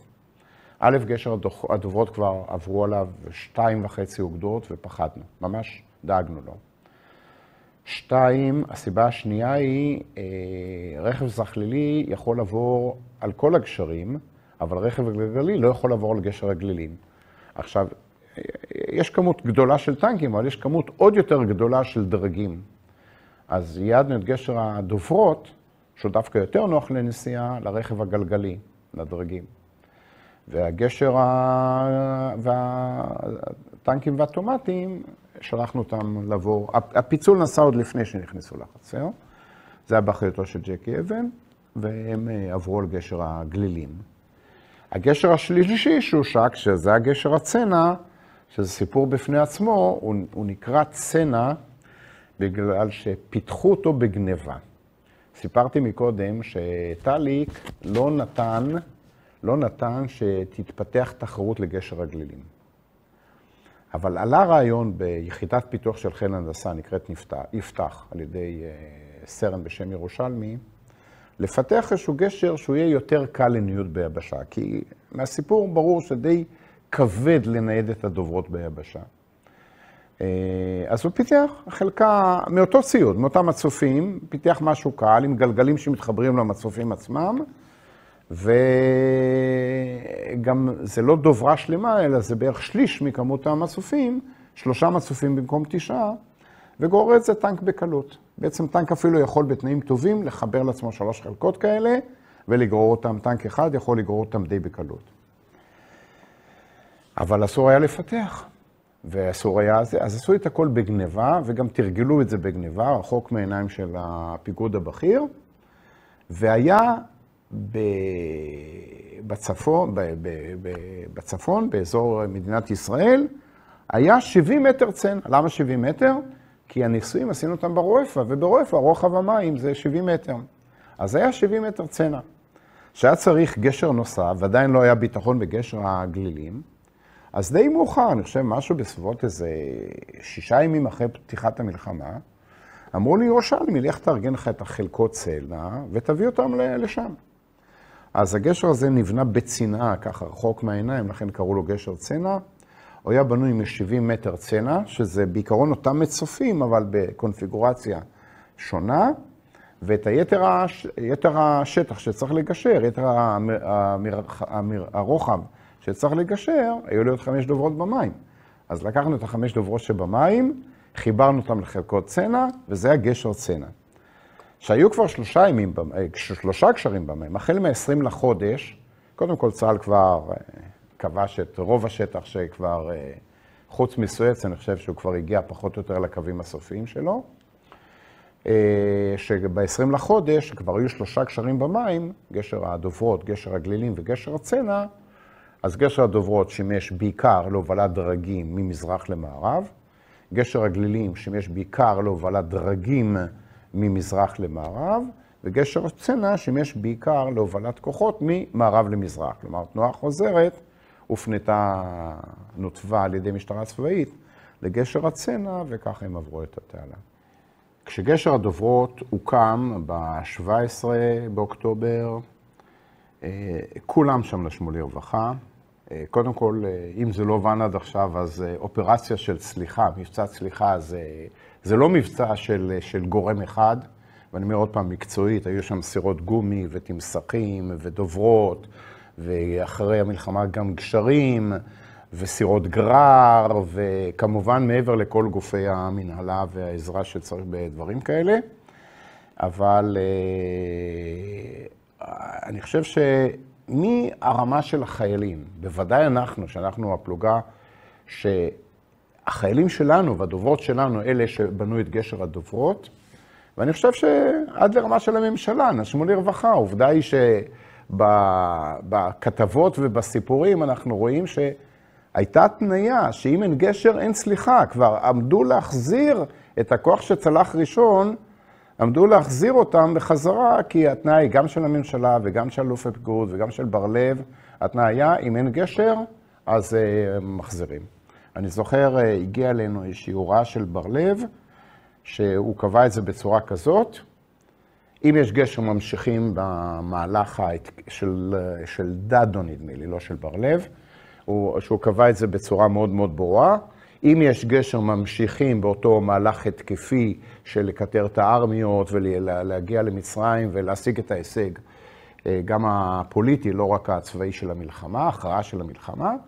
אם יש דוברות ואין גשר, לא מעבירים כוחות, אבל לא מחזירים כוחות, ואם אין לא דוברות ולא גשר, אז גם מחזירים את הכוחות. והוא נתן לזה כמה שעות. כלומר, אם היינו מאחרים ביממה, למשל כבר היו מחזירים כוחות מהגדה המזרחית, אז כך שגם עלינו לחץ, אבל על כל מי שהיה שם, מרמה של פיקוד ומטה, היה לחץ אדיר בשביל לעשות את זה כמו שצריך, וברגע שהיה גשר, זה כבר שחרר מן איזשהו פקק כזה. אבל הצרות לא הסתיימו. הזכרתי שזה שהגשר נשבר. מהנקודה הזאת ועד הפסקת האש, עוד 6 יממות, התקפות בלתי פוסקות. אנחנו די נשחקנו, אני מוכרח להגיד, במהלך, בתנועה אל התעלה ובצליחה עצמה, וגם היינו אנשי מילואים, ולקחו פה החלטה לעשות איזשהו צדק היסטורי. פלוגה סדירה, פלוגת דוברות סדירה, שבאה אחרינו, היא באה כבר לגשר כבר כמעט מוכן, אז פלוגת דוברות סדירה קיבלה אחריות על הגשר, ואותנו החליטו להוציא החוצה, אז לקח עוד יום, ואנחנו, אחרי יממה, אנחנו גם יצאנו החוצה מאזור הצליחה, בהתחלה לכיוון רפידים, ושם להתארגנות מחדש. כל החיילים פיניתם? כל הפלוגה. כל הפלוגה. השארנו את הגשר במים כמובן, הפלוגה הסדירה קיבלה פיקוד על הגשר, מי שנשאר מגדוד, כל גדוד 630 מילואים פונה, והעביר אחריות על אזור הצליחה לגדוד 605 הסדיר. סמג"ד 630 שלנו, ישי דותן, המג"ד אביזור נפצע ביום של הצליחה, של הגישור, ב-17 באוקטובר, אז ישי דותן קיבל פיקוד, אז הסמג"ד ישי דותן, הקמב"ץ בני שליטה מהגדוד שלנו נשארו שם, וישי פיקד על כוחות ההנדסה בצליחה עד להפסקת האש, והצלע השלישית והחיונית הייתה יהודה חודדה, שהיה סמג"ד 605, הוא הקדים את הגדוד, הוא הגיע לפני הגדוד.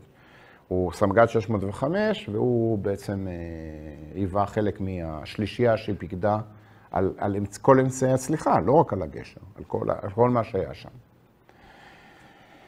לקחו אתכם באוטובוסים? נגמשים.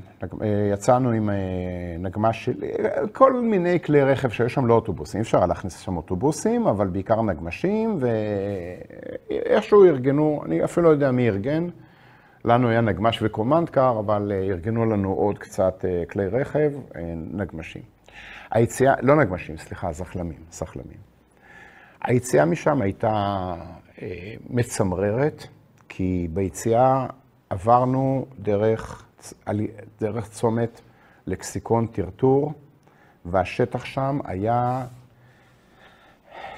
אומרים גאה רגע, זה נשמע מילה ציורית, אבל אני לא יודע איך לבטא את זה, זה מטורף, זה כמויות, קודם כל כמויות עצומות.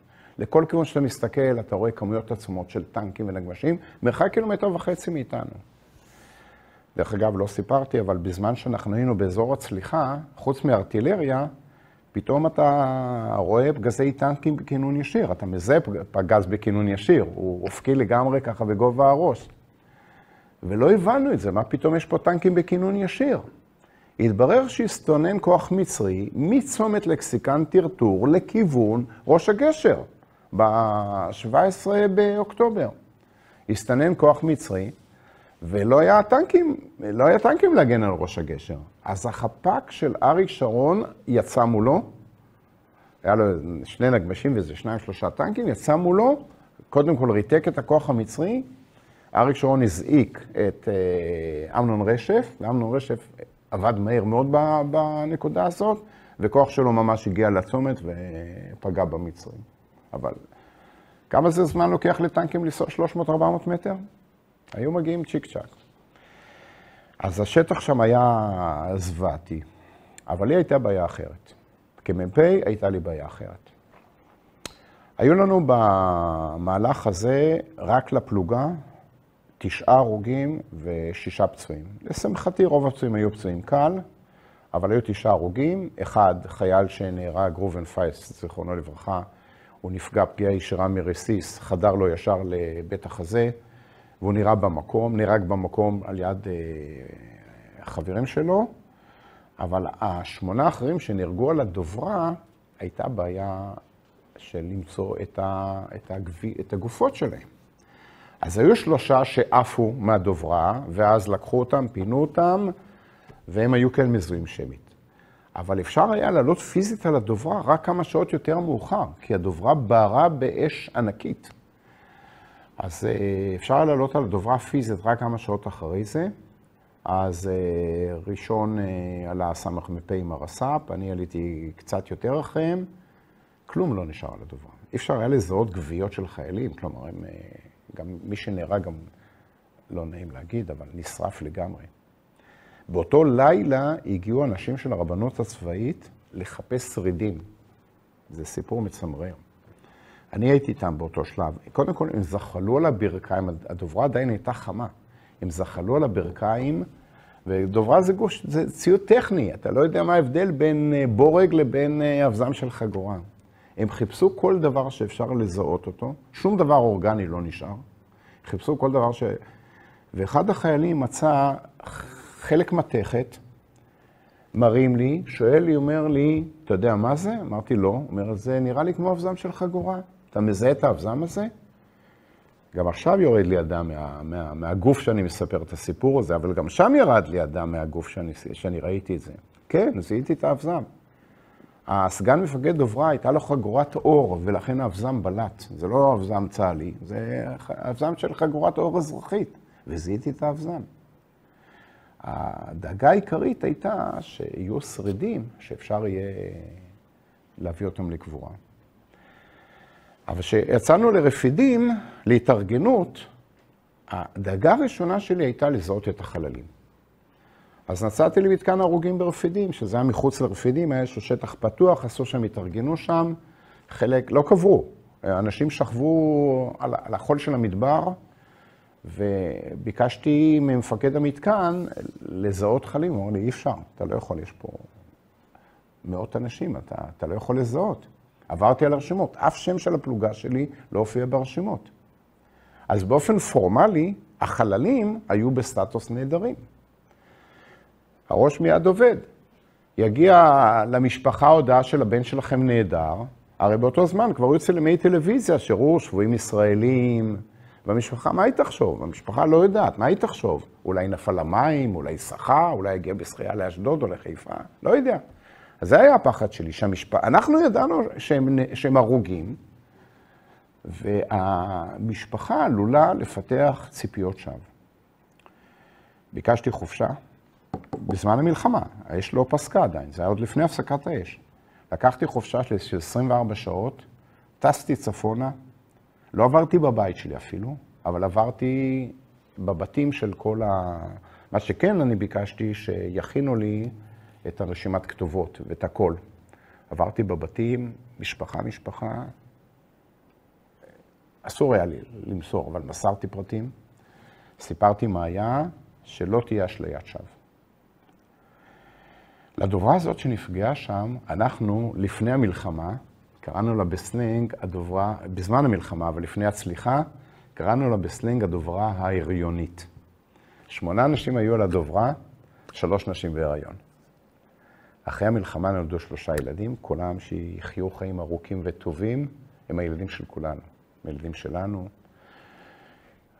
חלק מהם ליוויתי אותם הרבה אחרי שהם התבגרו, גם היום אנחנו שומרים קשר עם חלק מהמשפחות. קראנו לדוברה ההריונית, 3 ילדים נולדו, 1 3 ימים אחרי שאבא שלו נפטר, 1 3 שבועות אחרי שאבא שלו נפטר, 1 3 חודשים אחרי שאבא שלו נהרג. 3 ילדים נהרגו שם. אנחנו היינו, כאמור, עד סוף המלחמה היינו ברפידים, בהתארגנות ובהיערכות מחדש. הפלוגה הסדירה של גדוד 605, היא הייתה אחראית על הדוברות.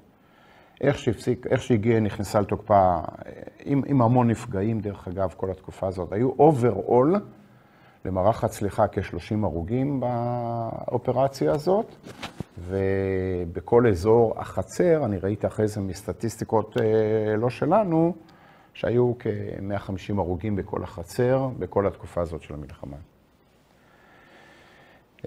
אחרי המלחמה, דבר ראשון שמערך הצליחה עשה, זה לבנות 2 גשרים הצופים, להחליף את גשר הדוברות, שהוא כבר חרק, ואת גשר הצנע, והסיפור שחודשיים אחרי זה גם בנו גשר יבשתי, שסחרו את התעלה וכבר היו נוסעים עם אוטובוסים מצד לצד על כביש. אנחנו פירקנו את הגשר, השתתנו את הדוברות, אי אפשר להוציא אותם ממגרורים, השתתנו את הדוברות בשייט לאגם המר הגדול, למקום שנקרא פנרה, בצד המערבי, על יד פאיד, צד המערבי, יש שם בסיס של חיל הים המצרי. אז שם היה גם רמפות יציאה מהמים, השתתנו את הדוברות לשם, הוצאנו אותם מהמים, שיקמנו אותם. מבחינת כוח אדם, גם בשלב הזה גם לקחנו את הפלוגה ופיצלנו אותנו ל2, על בסיס הפלוגה היו 2 פלוגות, חיים מילר, שהיה לי עוזר טוב מאוד לאורך כל הנושא של הצליחה, אז הוא היה גם המ"פ השני. ואחרי המלחמה, הרי אחרי המלחמה הייתה מתיחות וחשבו שאוטוטו ימשיכו את המלחמה. צה"ל נערך לשני מהלכים, אחד לצלוח ממערב למזרח באזור הארמיה השנייה, והשנייה היא לצלוח את תעלות המים המתוקים לכיוון אסמאעיליה, לכיוון צפון. הפלוגה שלי הייתה מופקנת לכיוון צפון, לכיוון אסמאעיליה. ישבנו באיזשהו, כחודשיים, ישבנו במתחם מדברי, ממש במדבר, לא שטח בנוי, לא עצים, לא כלום. זה היה, אני זוכר, חורף 74 היה חורף קר במיוחד. ירד גשם במדבר, האדמה הייתה לחה, וזה היה קור אימים. טמפרטורות הגיעו לאפס, אבל הבטחתי לך בהתחלה שחיילי הנדסה יודעים להסתדר. אז ארגנו לעצמנו מילים טובים, הכל בתרומות אזרחיות, ושקי שינה אלפינים בתרומות אזרחיות, ואפילו בנינו סאונה במדבר.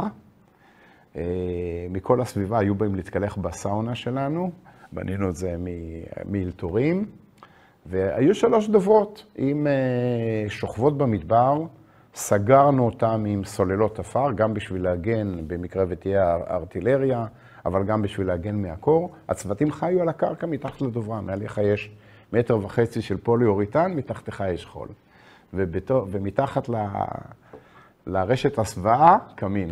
כל דוברה היה לה קמין. מחבית ומצינור אסבסט, אבל היה לה קמין. והקמינים האלה עבדו נונסטופ, כל התקופה הזאת. בינואר, אני חושב, כבר היה הסכם הפרדת כוחות עם המצרים, ואז נסענו אחורנית. אחרי המלחמה היו כמה לקחים. בסך הכל מהמלחמה היו כמה לקחים. מבחינת הדוברות, הלקח העיקרי היה להפוך דוברה 9 מצופים שהיא חד-כיוונית, 2 דוברות 9 שהן חד-כיווניות, לדוברה אחת שהיא דו-כיוונית. עכשיו, יש פה יתרונות מכל ההיבטים.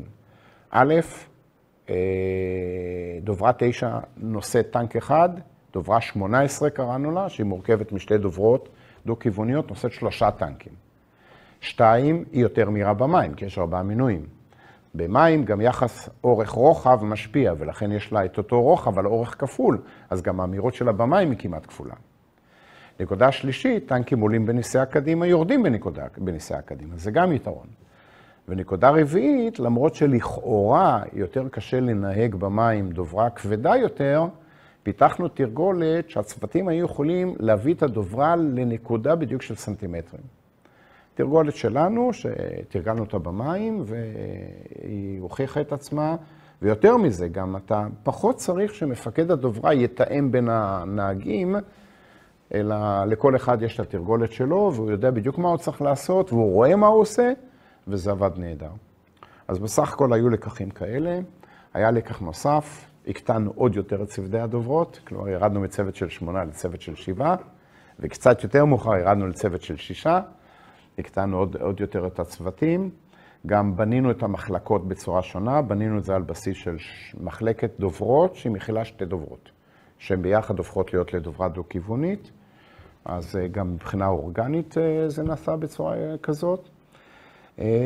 והיו גם לקחים נוספים שהיו קשורים לסוגי ציוד אחרים, למשל את המצופים של התמסכים שהם נפגעו מארטילריה, מילאו בקצף, את גשר הגלילים, 200 מטר, חילקו אותו למקטעים של 35 מטר, וזה כבר הרבה יותר קל לנייד ולגרור. היו גם לקחים נוספים. מתי השתחררת מהמילואים?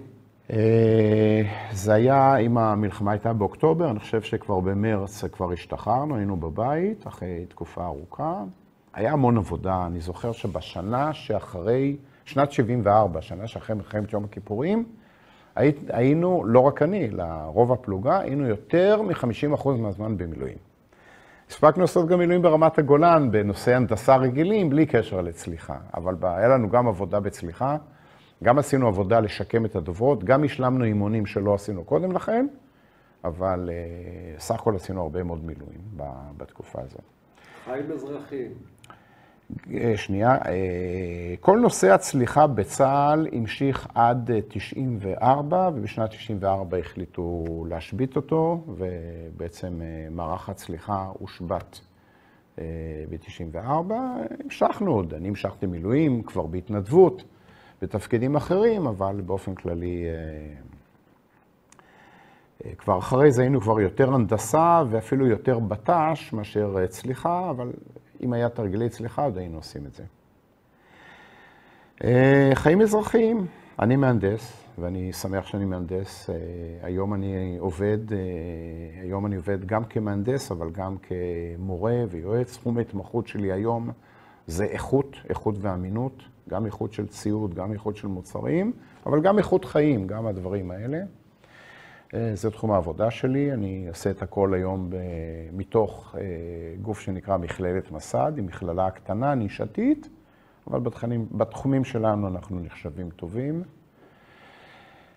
במערך הצליחה אנחנו שומרים על קשר, אנחנו הקמנו אחרי המלחמה עמותה, הייתי מהמקימים של עמותה שקראנו לה עמותה למען משפחות הנופלים ביחידות הצליחה. והרבה מאוד שנים אחרי המלחמה היינו עושים מחנות קיץ למשפחות השכולות וליתומים.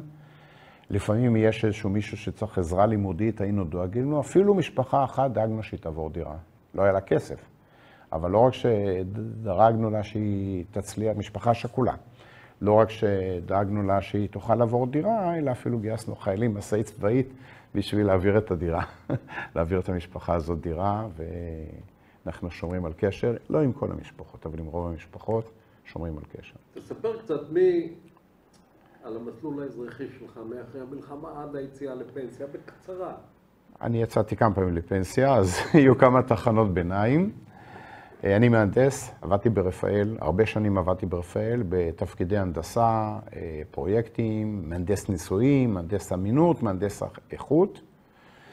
בכמה תפקידים, לא הגעתי עד לשיא הפירמידה של האיכות, אבל הגעתי עד כמעט לשיא הפירמידה של האיכות.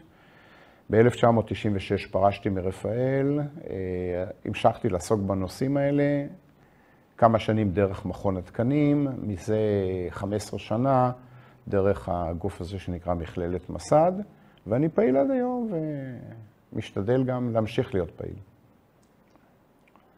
מסקנות שלך ואיך המלחמה השפיעה על המשך החיים?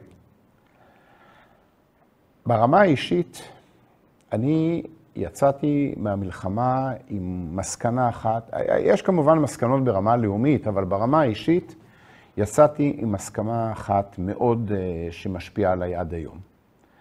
שהפער בין הצלחה לכישלון, או בין חלל לגיבור, הוא 0.5 מטר, אולי אפילו פחות מזה. קודם כל, כל מהלך הצליחה, רק אחרי המלחמה הבנתי כמה הוא שברירי היה. כמה הכל היה שם, איך אומרים, על הקסקס. רק אחרי המלחמה תפסתי את זה, כי כשהייתי בפנים, לא ראיתי את השבריריות של זה.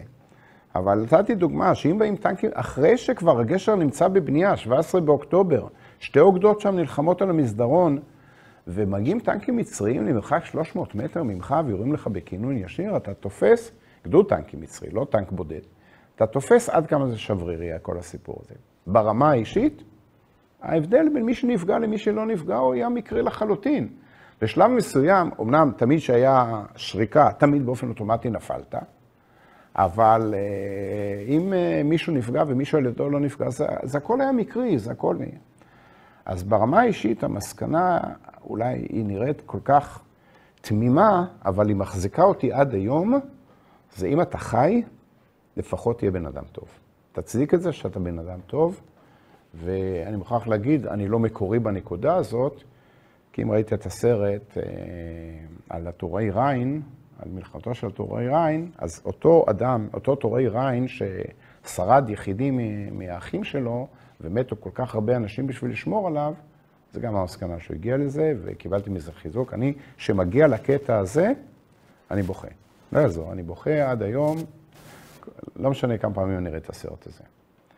אז הגעתי למסקנה שאם אתה חי, אתה צריך לחיות בשביל להיות בן אדם טוב. וזה כולם. זה מהמשפחה הקרובה ומהאנשים שעובדים איתך והחברים שלך והשכנים שלך וכל מי שנמצא בעולם הזה. צריך להיות טוב בשביל לתת לו את זה. זה עד היום, אני אפילו לא רק שמיישם את זה ברמה האישית, אלא אני אפילו מנסה לחנך היום את הנכדים שלי, את הילדים שלי, את הכל, ולשמחתי, אני חושב שהמסר הזה עובר. זה הלקח האישי, שהכל נמצא בקשקש, הכל מקרי, ואם אתה זכית להיות בצד העליון של הפרוסה ולא בצד שדבוק לרצפה, אז תצדיק את זה. צריך להצדיק את זה, צריך להוכיח את זה ולהצדיק את זה. זה הלקח האישי שלי. עוד משהו?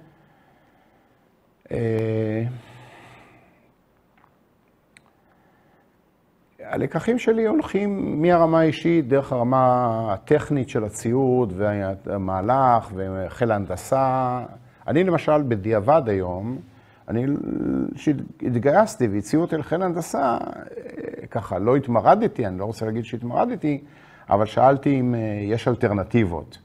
היום אני שמח שאני שם, לא בגלל הצליחה, בגלל שלמדתי על האופי של החיל הזה, על האנשים שנמצאים בחיל הזה, חיל יותר צנוע מחילות אחרים דרך אגב, וזה חשוב לי ולמדתי על זה. ברמה הלאומית, אולי אפילו גם ברמה האישית, אבל זה מהלקחים הלאומיים, אסור לקחת שום דבר כמובן מאליו. זה כבר מתחבר גם לעבודה המקצועית שלי, כי בכל הקורסים שאני מעביר ואני מלמד, אני תמיד אומר לאנשים, אתם תמיד צריכים לאשר לעצמכם אחוז מסוים של ספקנות. אסור שהספקנות תהיה הרוב, אסור 90% ספקנות, כי אז אתה לא תעשה כלום. אבל אם אתה תהיה גם ב100% ודאות, אתה גם לא תעשה כלום.